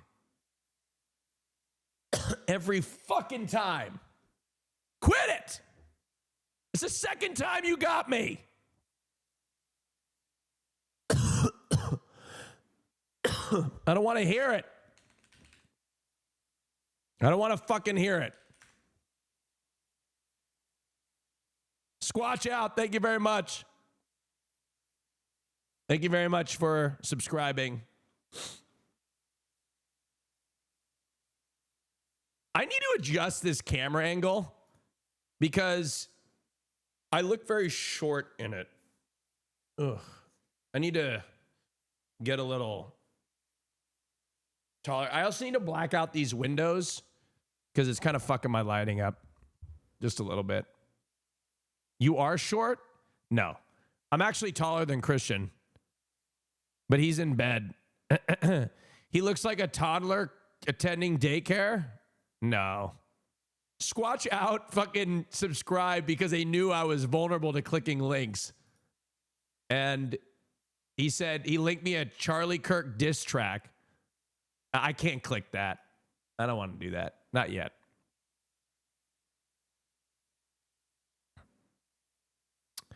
I'm thinking about, okay. Are you ready for my stream room idea? Okay. Okay. Picture this. Neon sign, AustinShow, right behind you on the wall. Okay. Stage lights. Okay. Okay. Stage lights. Right? Okay. Smoke. Smoke. Fire. Contained. Fire. Right? Buttons. Huh? I can control all of it from my board, right?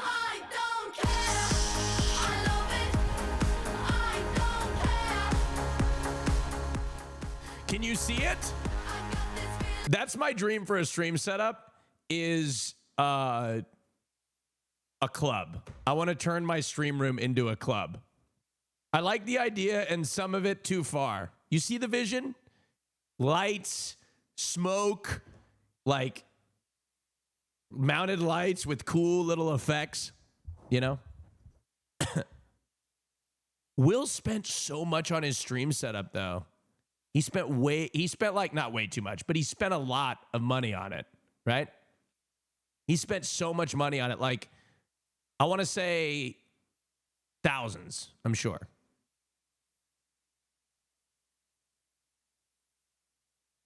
It's really good, yeah. But you know what? Okay, genuine question.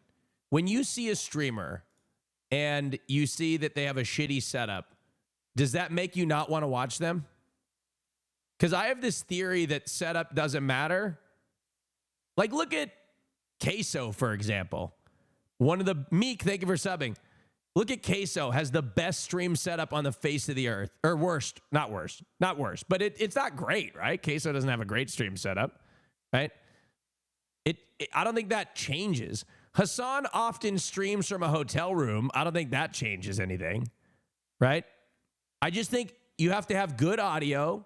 You have to have a good camera. And that's it. I don't think anybody gives a shit after that, right? Like, you could care less what the fuck what room I'm streaming in. I just noticed the difference between Will's stream room and yours, and it's fucking funny. We love you. Thank you. I think cleanliness is more important than anything. I mean, this isn't gross. I mean, that chair is kind of gross.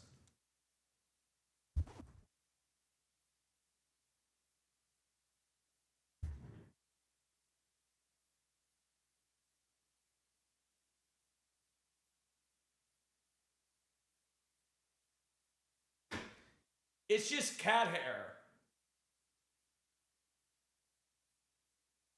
It's just cat hair. You know what's crazy? Is Christian decided that our cat likes that chair, so he's going to use this one instead. Christian uses... I really shouldn't come, but I will.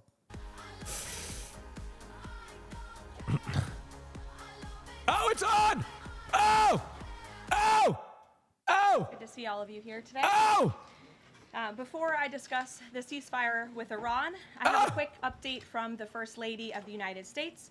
Yesterday marked the very first conviction under the Take It Down Act, landmark legislation that First Lady Melania Trump played an instrumental role in getting passed that protects victims from non-consensual AI-generated sexually explicit images, cyber stalking, and threats of violence. This is a huge achievement for the First Lady, and I know the President is very proud of his wife's efforts in how do getting I this turn it critical up? legislation passed to protect America's youth. I'm trying we to thank turn it the up. First Lady for her efforts, and we hope Is that this others better? will report on this historic conviction yesterday.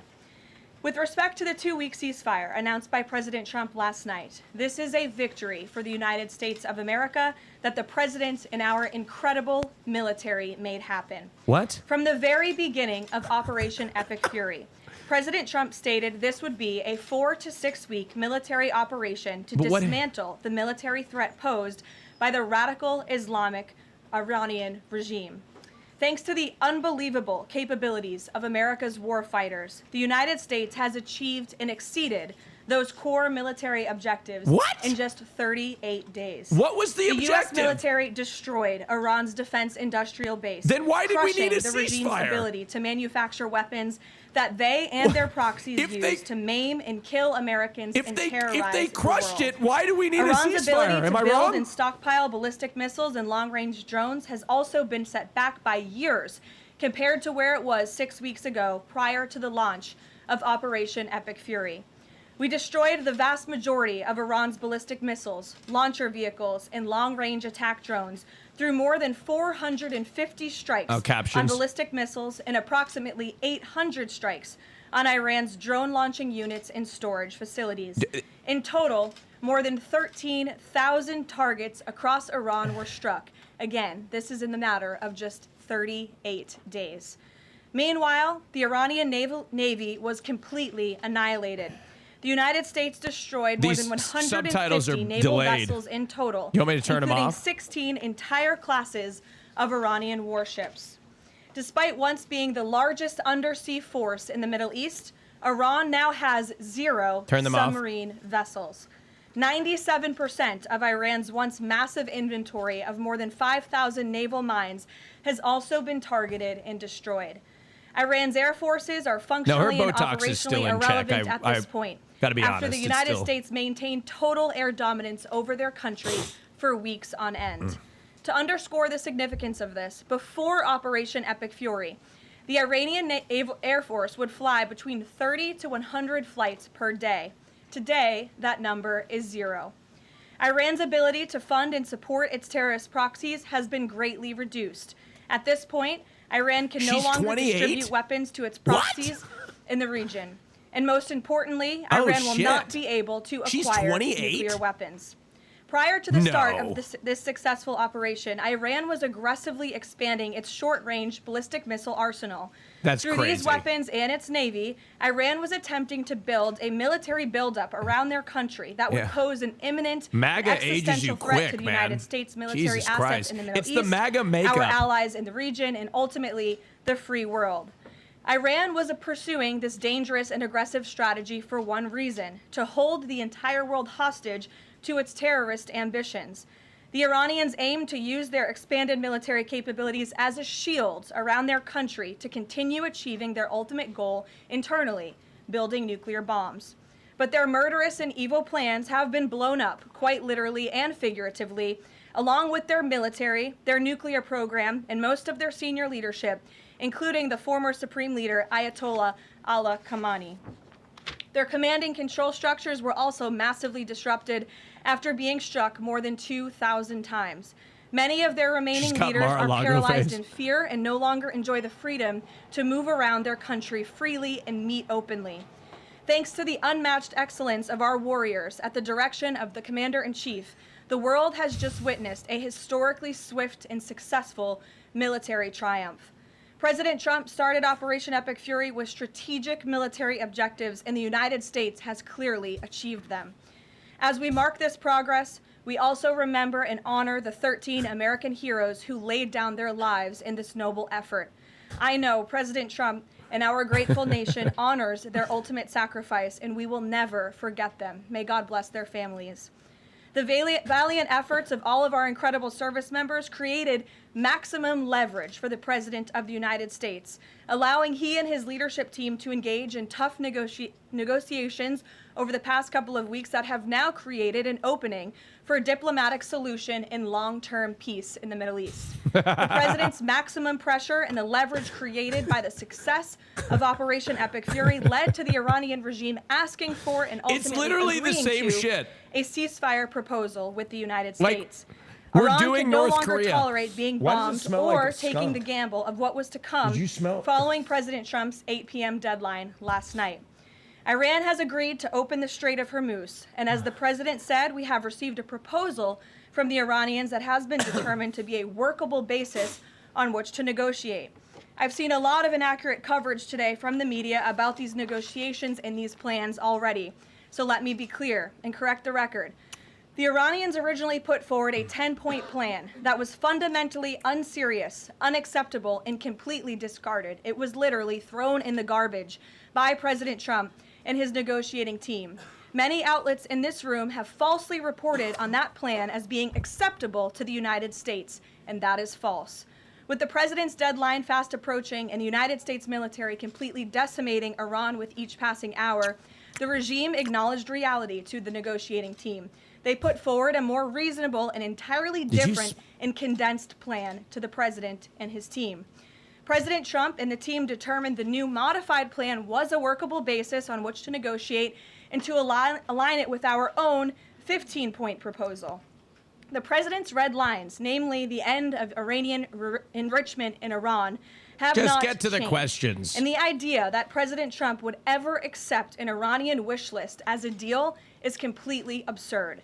The president will only make a deal that serves in the best interests of the United States of America, and he as a negotiating team will focus on this effort over the next 2 weeks, so long as the Strait of Hormuz remains Get to the open questions. with no limitations or delays. These extraordinarily sensitive and Shut up. complex negotiations will take place behind closed doors over the course of the next 2 weeks. Bullshit. I would strongly advise the media against running with narratives that have no basis in fact. What Iran says publicly or feeds to all of you in the press is much different than what they communicate to the United States, the president. I would and his team encourage you privately. not to do any Never reporting. underestimate President Trump's ability to successfully advance America's interests and broker peace.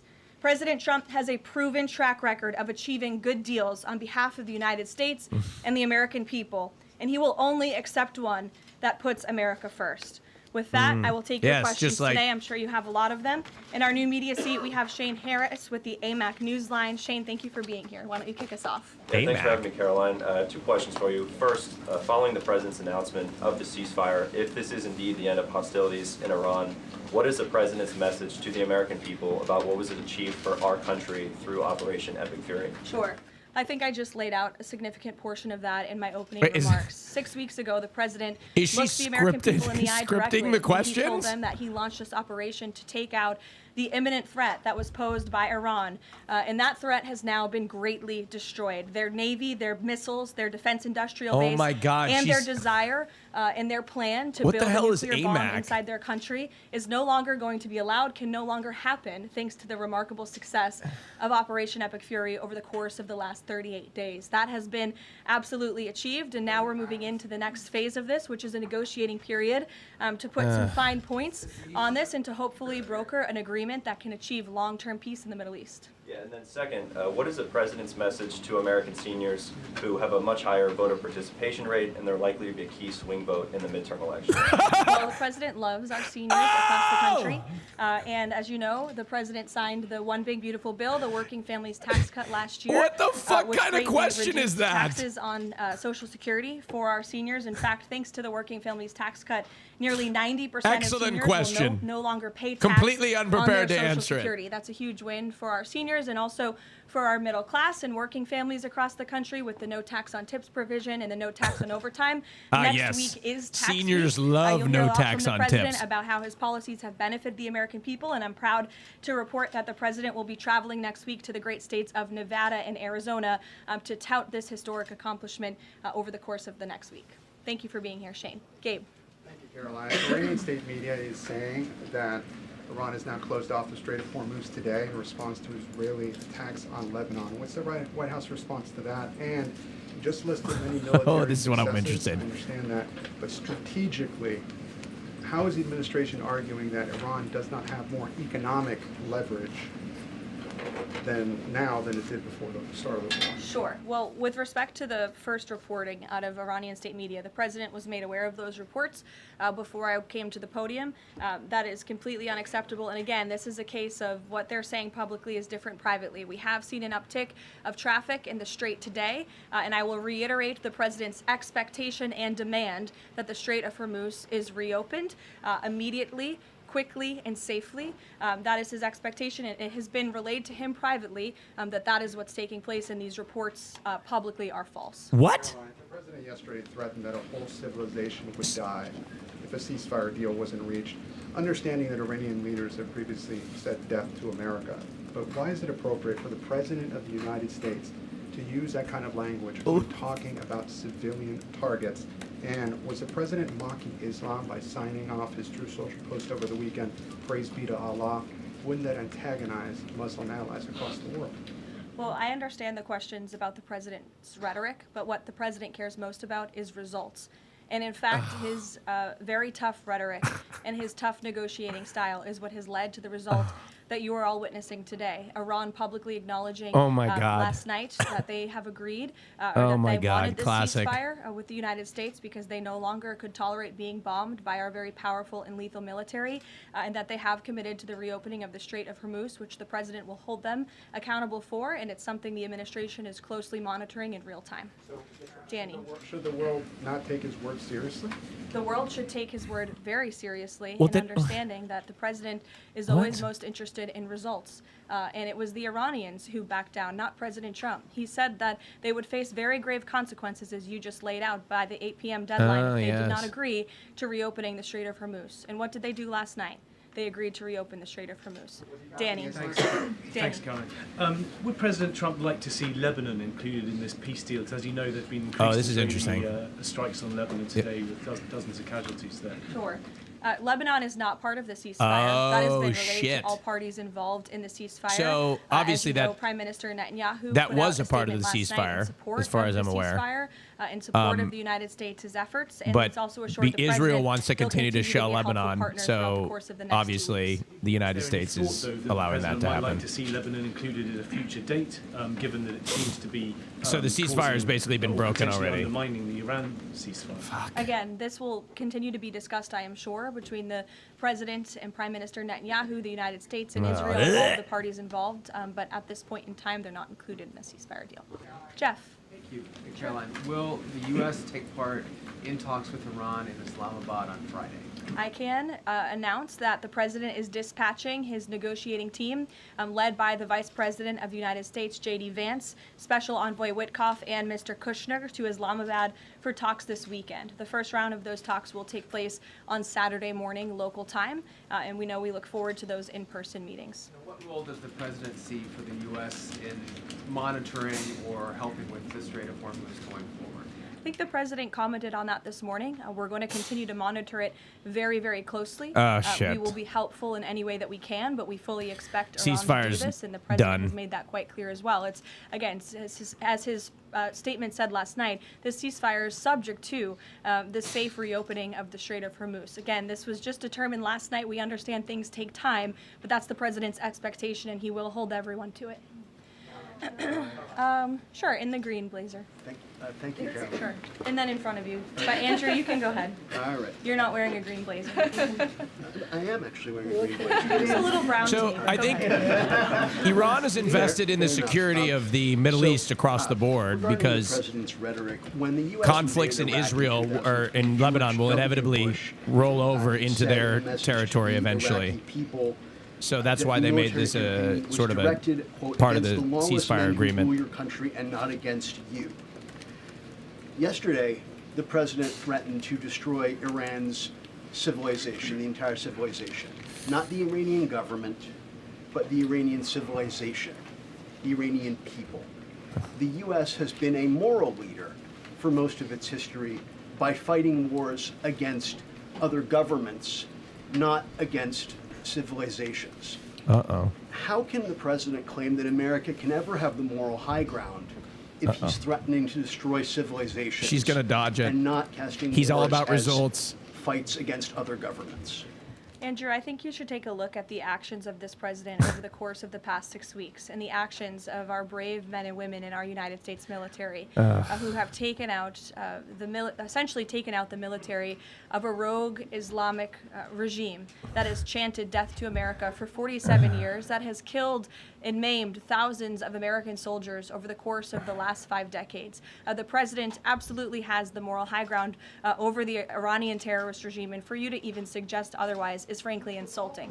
Due respect, What? Caroline, Go ahead. with all due respect, Go ahead. there is... Just given what we've seen in Lebanon today and the increased attacks from Israel, I mean, is there any concern that Netanyahu is trying to kill the ceasefire? The president spoke with Prime Minister Netanyahu last night. And in that private conversation, Prime Minister Netanyahu relayed exactly what he said to the world publicly, that he supports the president and Israel remains a key ally and partner to the United States. They've been a tremendous partner over the course of the past 6 weeks, and we thank them for their heroic efforts as well. And the president had that conversation last night, and that was relayed to the world publicly as well. Reagan, go ahead. Thank you, Caroline. I have a question for you on Iran, and I have a question on the Dignity Act as well. On Iran, it's been reported that the ceasefire was struck after the involvement of 2 unlikely factors, J.D. Vance and China. What role did those parties play in striking a deal? Well, Vice President Vance has played a very significant and a key role in this since the very beginning. Of course, he's the president's right-hand man. He is the Vice President of the United States. He's been involved in all of these discussions, and as I just announced, he'll be leading this new phase of negotiations in Islamabad later this week. With respect to China, there were conversations that took place between top levels of our she's government 28, and Christian. China's She's government. 28. The president has great respect for President Xi. And She's a great got the working MAGA relationship, makeup on, that's with why. him and with that country. She's and he doing looks MAGA forward to makeup. visiting China in just a few weeks. And on the Dignity Act, it's getting a fresh push through Congress. It would give some illegal immigrants in the country a path to citizenship. What's the White House's position on this legislation, and would the president sign it if it made it to his desk? Honestly, Reagan, I haven't spoken to the president about the legislation, but I will have that conversation, and we'll get you our formal position on it as soon as we can. You're welcome. Go ahead. The president suggested in an interview this morning that he would support a joint U.S.-Iranian venture to charge tolls for ships going through the strait. What? Does the president believe that the U.S. should earn revenue? Why would the from U.S. Strait of earn Hormuz revenue on the Strait of Hormuz? It's an idea the president has What? floated, as you know. To what would- and it's something that will what continue are to we be talking discussed about? over the course of the next 2 weeks. But the immediate priority of the president is the Tally reopening Cat, of the thank you strait for without subscribing. any limitations, whether in the form of tolls or otherwise. On the highly enriched uranium, has Iran given the administration any indication that it would simply turn over the enriched uranium, or is this an expectation that the president has that he would have to send in ground troops in order to do that? This is on the top of the priority list for the president and his negotiating team as they head into this next round of discussions. And as I said in my opener, that is a red line that the president is not going to back away from, and he's committed to ensuring that takes place. We hope it will be through diplomacy. Have they given any indication that they would turn it over? They have. They have. Yes. Trevor. The latest news out of Iran is that the air defenses have been activated in several cities, including Isfahan, and that explosions have been heard in Isfahan. Who is bombing Iran right now? Oh. Were those reports just as of a few minutes ago? Yeah. Oh. Okay, so obviously I'll have to go back and check. with Oh the no, National they're Security bombing team. I'm Iran standing up here again? with all of you, but I will do that, and we will get you an answer. Okay? Oh my God. Question that we've been talking about. And I would just add to that point. Again, I haven't seen these reports. she- I'm not verifying them. Not that I don't trust you, Trevor, but I want to go back and check with the experts here at the White House. I would just say, and I would echo what She the Vice came out President said this touting morning, the this is ceasefire a as some fragile sort of truce. landmark Ceasefires are achievement. fragile by And nature. during the We've seen press this with conference, respect to the 12-day war, ceasefire with is Iran and Israel collapsing last year. It in takes front of time her. sometimes for these ceasefires That's to insane. be fully effectuated. And one of the results of Operation Epic Fury was we completely dismantled Iran's command and control center, which Part of the makes deal. it difficult for them to pass messages up and down Strikes the chain. being And reported. so we understand that. I would caution a little bit of patience, Part but of the of course we deal. want to see the ceasefire effectuated and abided by all parties as quickly as possible. Thank you. And the American presidential administrations, going back to Ronald Reagan, have said this formulation about nuclear war, that a nuclear war cannot be won and must never be fought. Is that still the view of this administration? Oh, interesting. Given the president's comments about civilization. I have no change in our view on that policy. Katie. Thanks, Caroline. I'm just, given the gravity of what he said yesterday, what was your understanding of what he meant when he said, this civilization is going to be eliminated?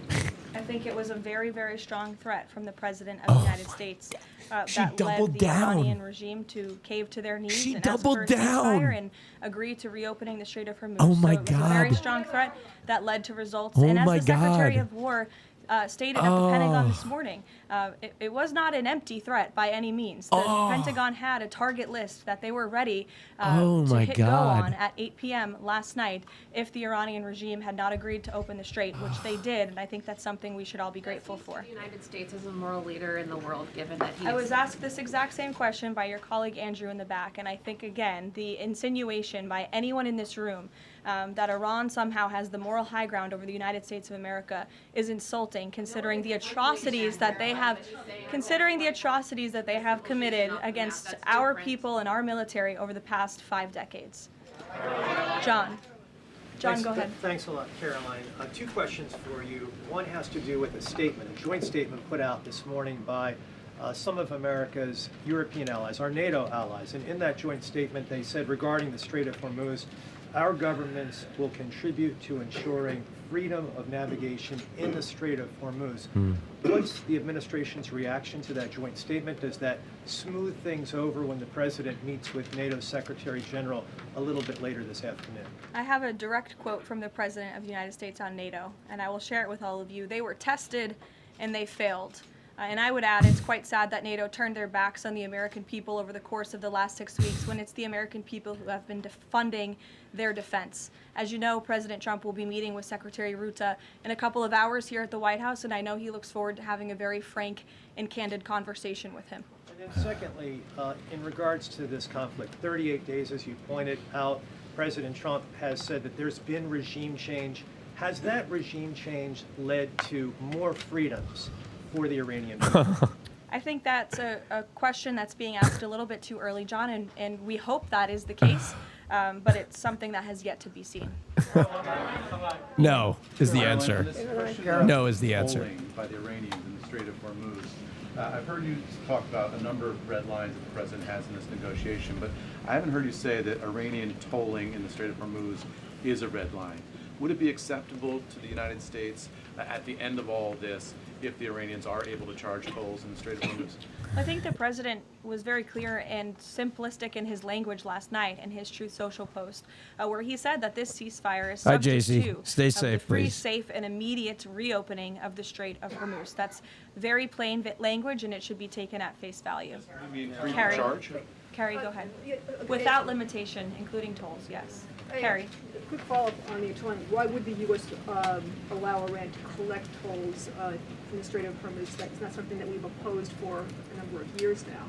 Again, that's not something we've said that we've definitively accepted. The joint venture is something that was proposed by the president. Basically, but she's he asking, was very like, clear in his statement last night, he wants to see the strait why is it that reopened immediately before the without war limitation, they and that's weren't something we're collecting gonna hold tolls, but after the war they are collecting tolls? If we have all the leverage, why would that be the case? I've been talking to them through the blackout. One of my family members yesterday said goodbye to me. So what message should we be sending Iranians when they message me saying, what should they be doing right now? How should they stay safe? Because they really don't know what to do.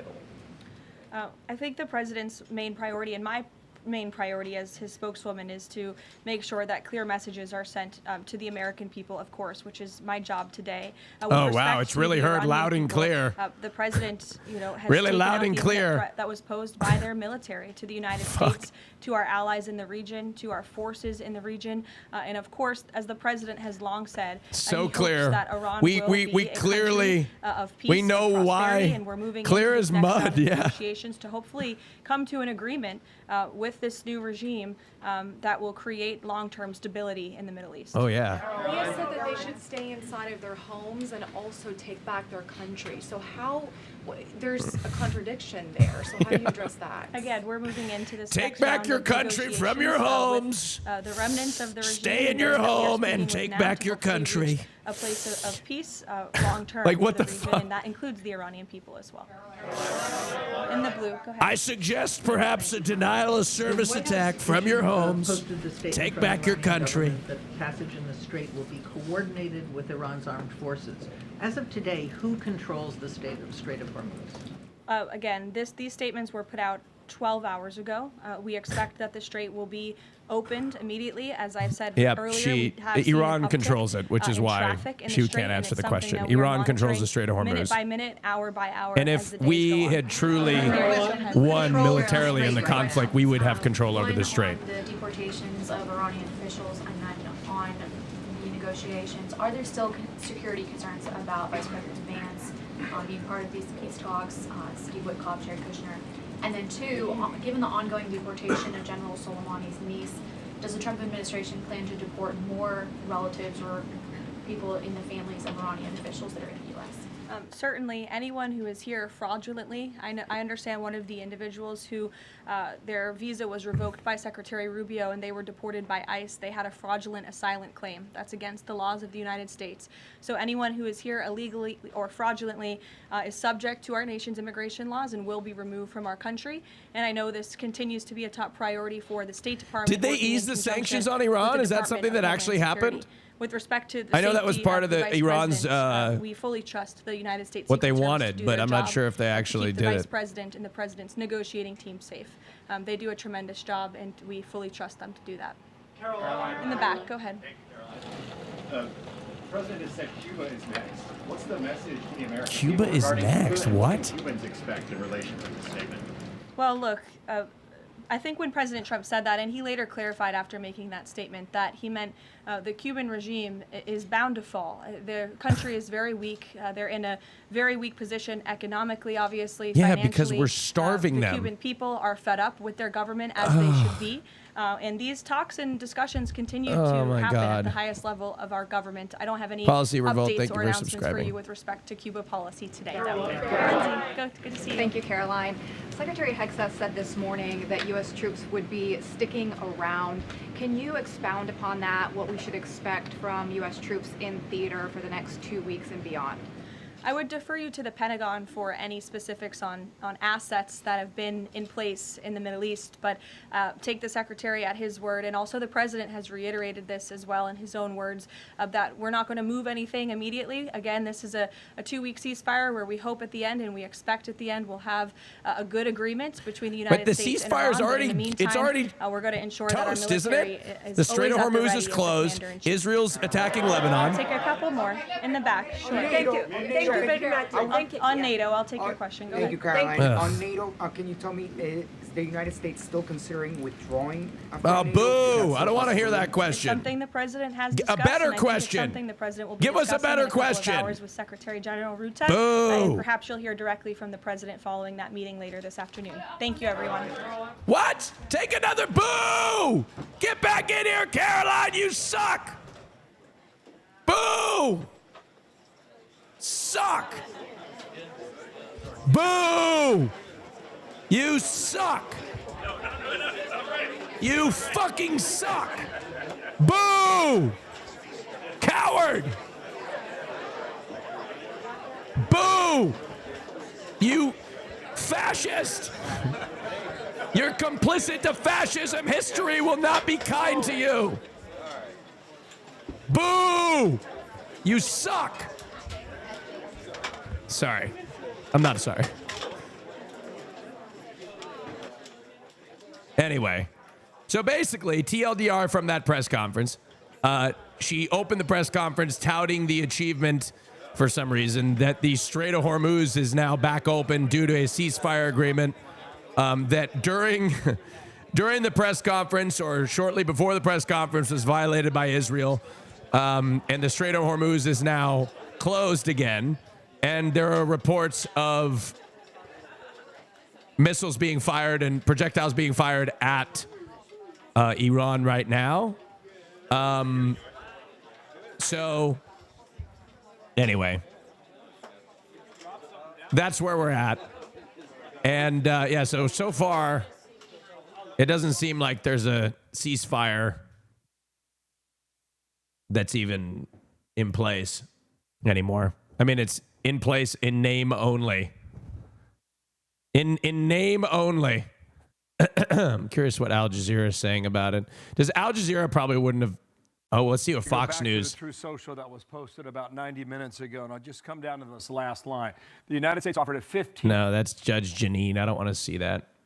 Is Fox News talking right now? Newsweek status? Over half of Americans want Congress to impeach Trump now, according to a new poll. 1 in 7 Republicans back it. Yeah, but the Democrats don't have the spine to impeach him. That's the thing. They don't have the spine to impeach him because their reflex is we don't want to do anything that could divide the already insanely divided country already. They're not going to impeach him. They won't do it. They don't have the guts. They don't do it. And then if we do impeach him, who the fuck do we have? J.D. Vance? He's no better, you know? In fact, he's worse because he's almost worse because I've always felt that Trump was sort of a blank canvas in many ways. Like, obviously, he's a piece of shit, but he doesn't have the same conviction for these horrible things as J.D. Vance does. You know what I mean? Like you could unironically convince Trump to do good things, but because he's kind of malleable, but he won't because he's surrounded by demons. I'm not saying this in a way to make it sound like he is like a victim in doing this, and he doesn't know what he's doing. He knows what he's doing and he's a piece of shit. But like JD, that's the issue. And that's the issue with what we're faced with right now is that,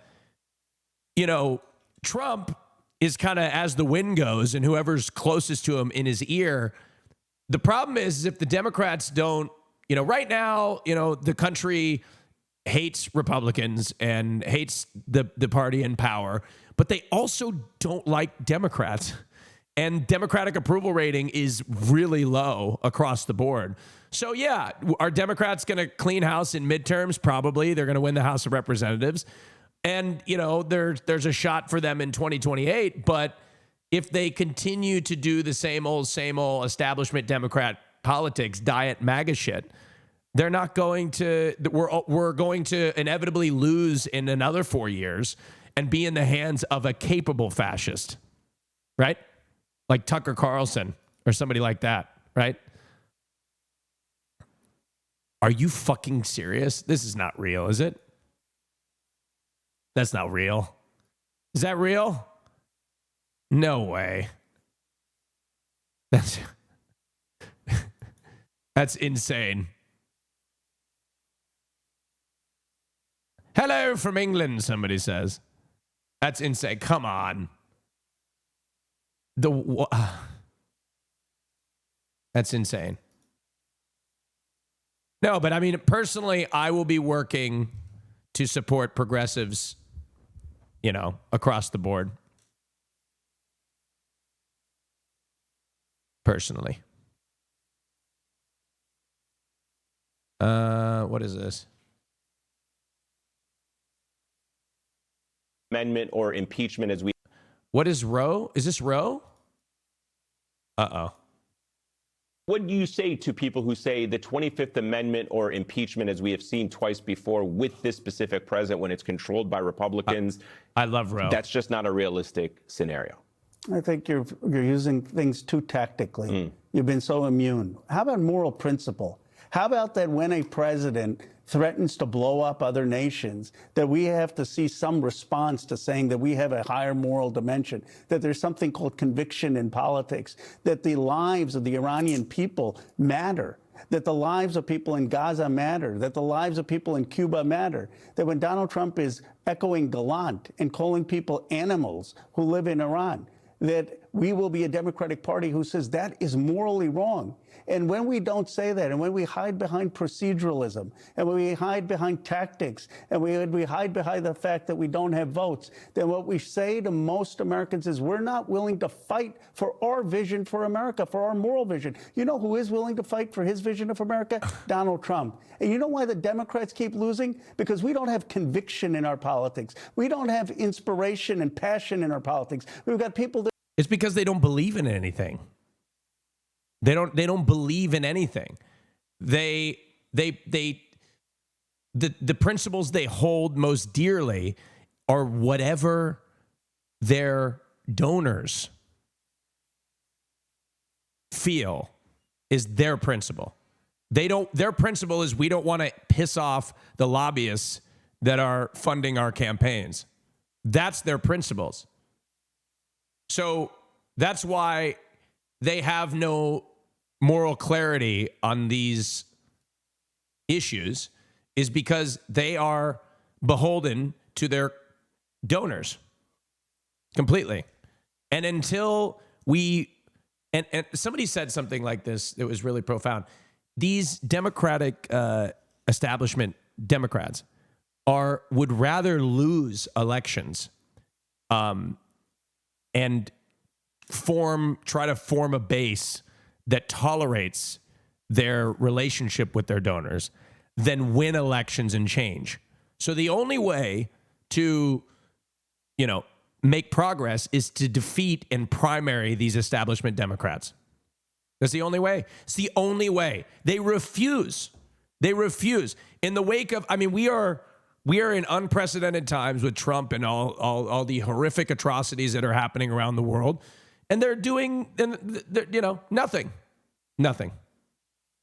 So the only way we can change is by elevating and electing people that, are not funded by these donors and systems. For 50 years, who read the same scripts, put out the same bland statements. Because the Democratic Party establishment plan right now is essentially to sit there, do nothing, and then go back to the status quo when the the pendulum swings back the other direction.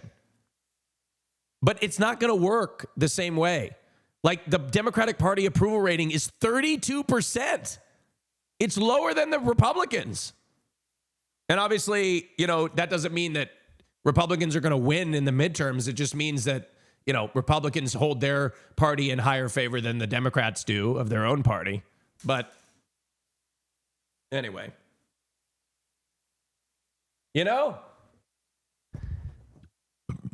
so anyway, get out. Let a new generation AustinShow doing You've been politics. Ineffective. The base doesn't like AustinShow. you. The base wants fighters. Very the sad. base wants people with moral vision. He's And the very only gay. people It's the very base are sad more how upset gay he with is. Than Donald Trump. He's a is homosexual. The ineffective leadership of the Democratic Party to stand up when a president of the United States is threatening genocide.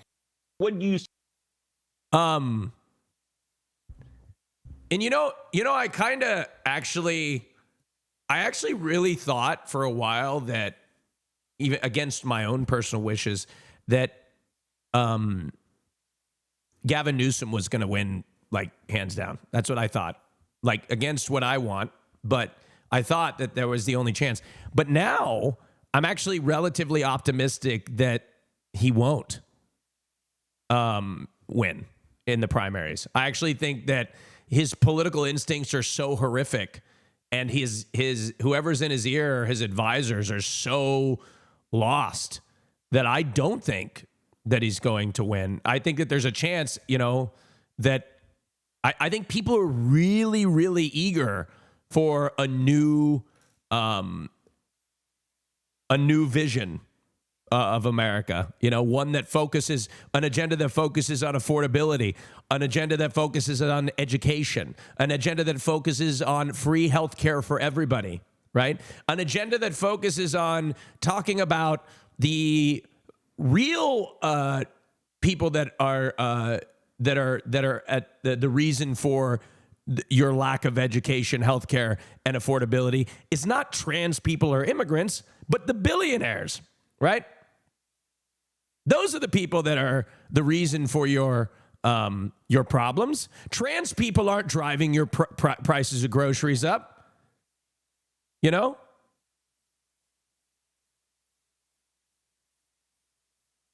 They're not.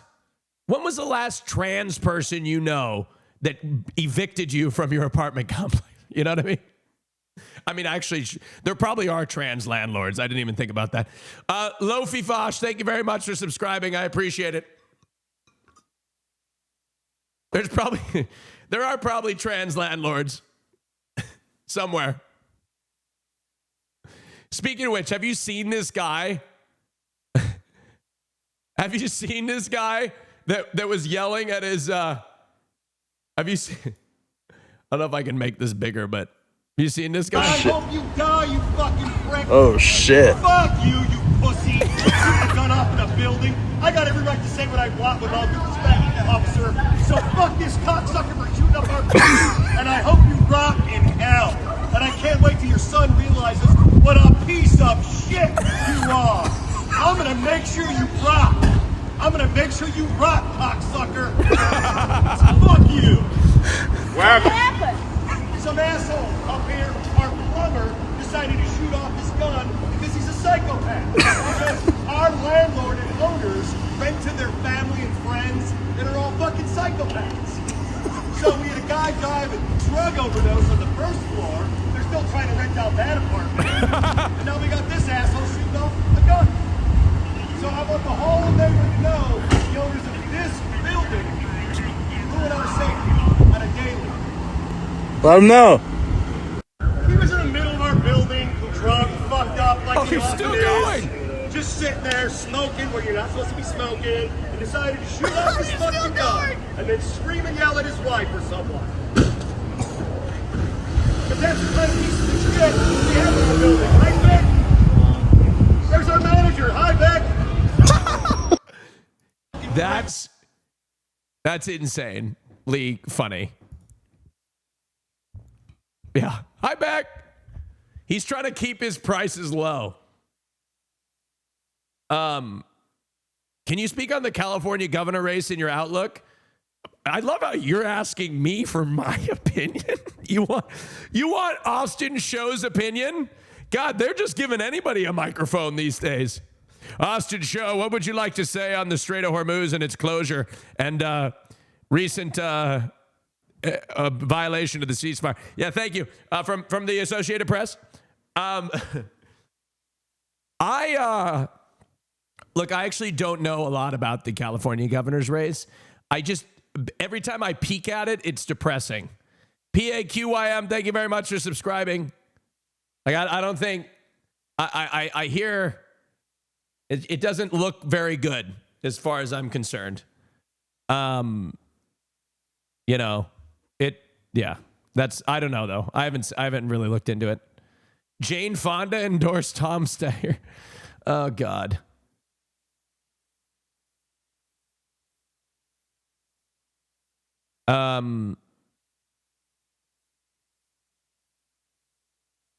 Hassan, I don't know if Hassan ever wants to be in politics. I don't think he wants to be in politics. Like running for office. Like, I don't think he wants to run for office. I don't think he would. He'll never run. Pet Fliz, thank you very much for 5 months. Can I be honest? I don't know if he is more effective as a commentator. Ice Melt, thank you very much for subscribing. I actually think I'd be a better politician than he would. Hassan is obviously far more educated and knowledgeable about politics. It's not even close, right? But I have more of the intangibles of a politician than he does, right? Like, Will and I have more of the intangibles of a great politician than Hassan does. he obviously is far more knowledgeable, but we have more of the intangibles, right? Like, I have the, you know, I'm going to go out there and shake hands, right? I've got a great rapport with the elderly, which is a huge, huge, powerful voting constituency in the United States. I would certainly be able to speak eye to eye to people of all ages, right? Plus, I'd be like, hey, Francine, right? Because that's a older lady name. I'd be like, Francine, did you hear? Did you hear Engelbert Humperdinck's going on tour? Did you hear? He's playing in Anaheim. Let's get you tickets, right? And Francine, on top of that, don't you feel like instead of funding endless wars, I mean, you've seen a tremendous amount in your lifetime. Shouldn't we be investing in our older Americans? You worked your entire life. We shouldn't be focusing on wars so that for other countries and gutting your health care and Medicare and Social Security that you worked hard for, right? When will you say yes to me? Come on, Francine. Let's go get an old-fashioned, right? Do you see what I'm saying? You know? I feel like AustinShow's retirement home campaign tour. See? Austin, oh my God, the ad banner has adult diapers? What? Wait, are they selling Depends ads on my stream? AustinShow wants you to be protected, even when the time strikes. Well, that sounds like a condom commercial. Steven saves Texas. Thank you for 8 months. I appreciate it. Yeah. Is it me? I'm 41. I don't know. How old are you guys? I feel like my audience has unfortunately gotten older over time. Tell me cuando. Oh my God, I see so many people in their 30s. Oh my God. Let me read this. 31, 20, 33, 26, 31, 35, 26, 25, 32, 33, 38. Oh my God. Oh my God. You guys are so fucking old. No offense. No offense. But holy shit, you're old. Aren't you in your 30s? Yeah, but I'm a young 30. Okay. I'm listening to the cool, hip music, right? Right? I'm listening to the cool music that everybody's listening to nowadays. Ready? Yeah, like this.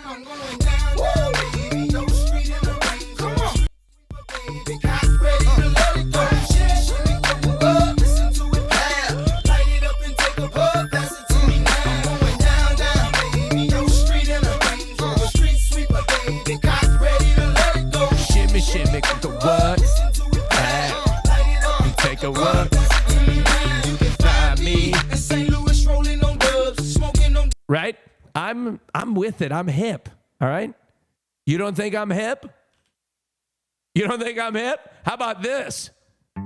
Dog John, nah. Say my name, say my name. If no one is around you, say baby I love you. If you ain't running game, say my name, say my name. You acting kinda shady, ain't calling me baby. Why the sudden change? Say my name, say my name. If no one is around you, say baby I love you. If you ain't running game, say my name, say my name. You acting kinda shady, Ain't calling me baby.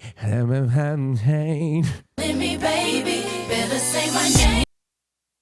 Oh, you still don't think I'm hip? You still don't think I am? I'm hip? How about this one? Huh? You don't think I'm hip still? Come on.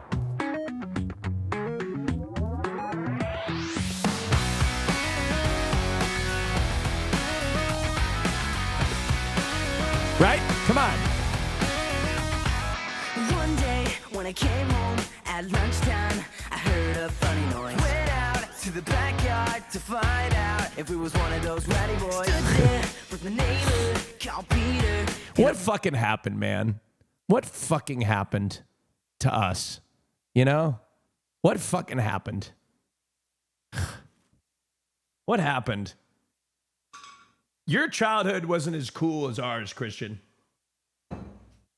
Your childhood sucked compared to ours. Oh yeah, well, did you play Nerf Hunger Games, and did you listen to Teenage Dream by Katy Perry while like running around and riding bikes and shit? What? That was my childhood, and it was better than yours. And I had an iPhone in 5th grade. I had an iPhone in high school. You had an iPhone in 5th grade? Yes, sir. Let me see what phones were out when I was in 5th grade. What phone? Cell phone 2005. Oh my. You were in 5th grade in 2005? Yeah. I was 4. Okay, Christian. Let's not talk about that. I was still breastfeeding. Okay, that was the phone that was out when I was. All right. Okay, that's all I have for today, ladies and gentlemen. Thank you for watching. I'll be live again Saturday night, 6 p.m. Pacific Standard Time. All right, give me a kiss. Feeling my streaming slot. Did chat tell you that you and Hassan were mentioned on Las Culturistas? Hold the phone. What? Hold on. What the fuck? Hold on. What's going on? Wait, where were we mentioned on Las Culturistas? Stop it. Don't do that to me. Where were we mentioned?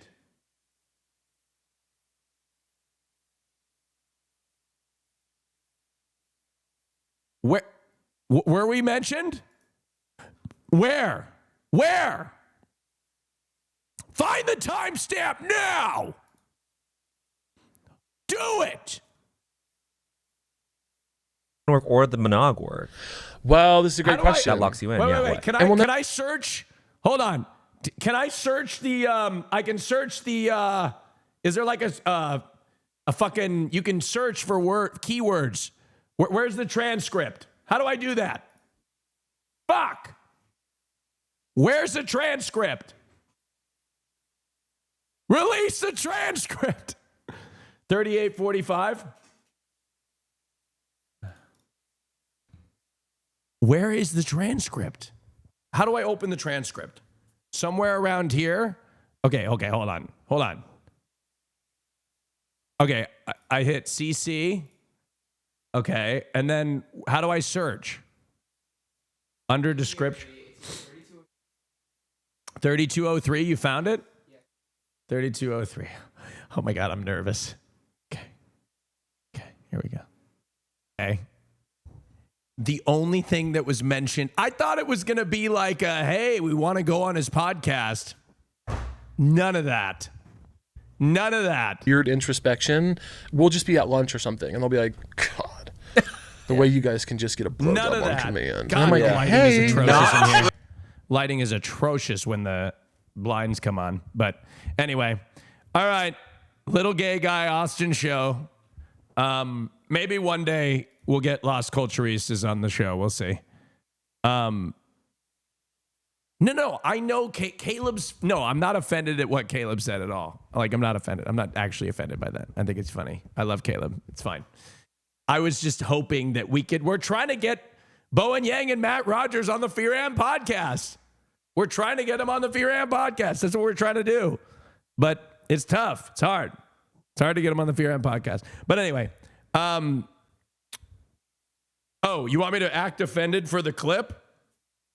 No, I don't look good enough. We'll cover it on Fear And when the lighting's better. Okay? All right, that's it for today. Thank you all for watching. Hope you have a good day. Bye. I'll see you Saturday, 6 p.m. Pacific Standard Time. Thank you for being Massachusetts guy, Sorry, Richie. Travel down the road and back again. Your heart is true. You're a pal and a confidant. And if you threw a There we go. Streaming schedule. 3 days a week. Austin Show.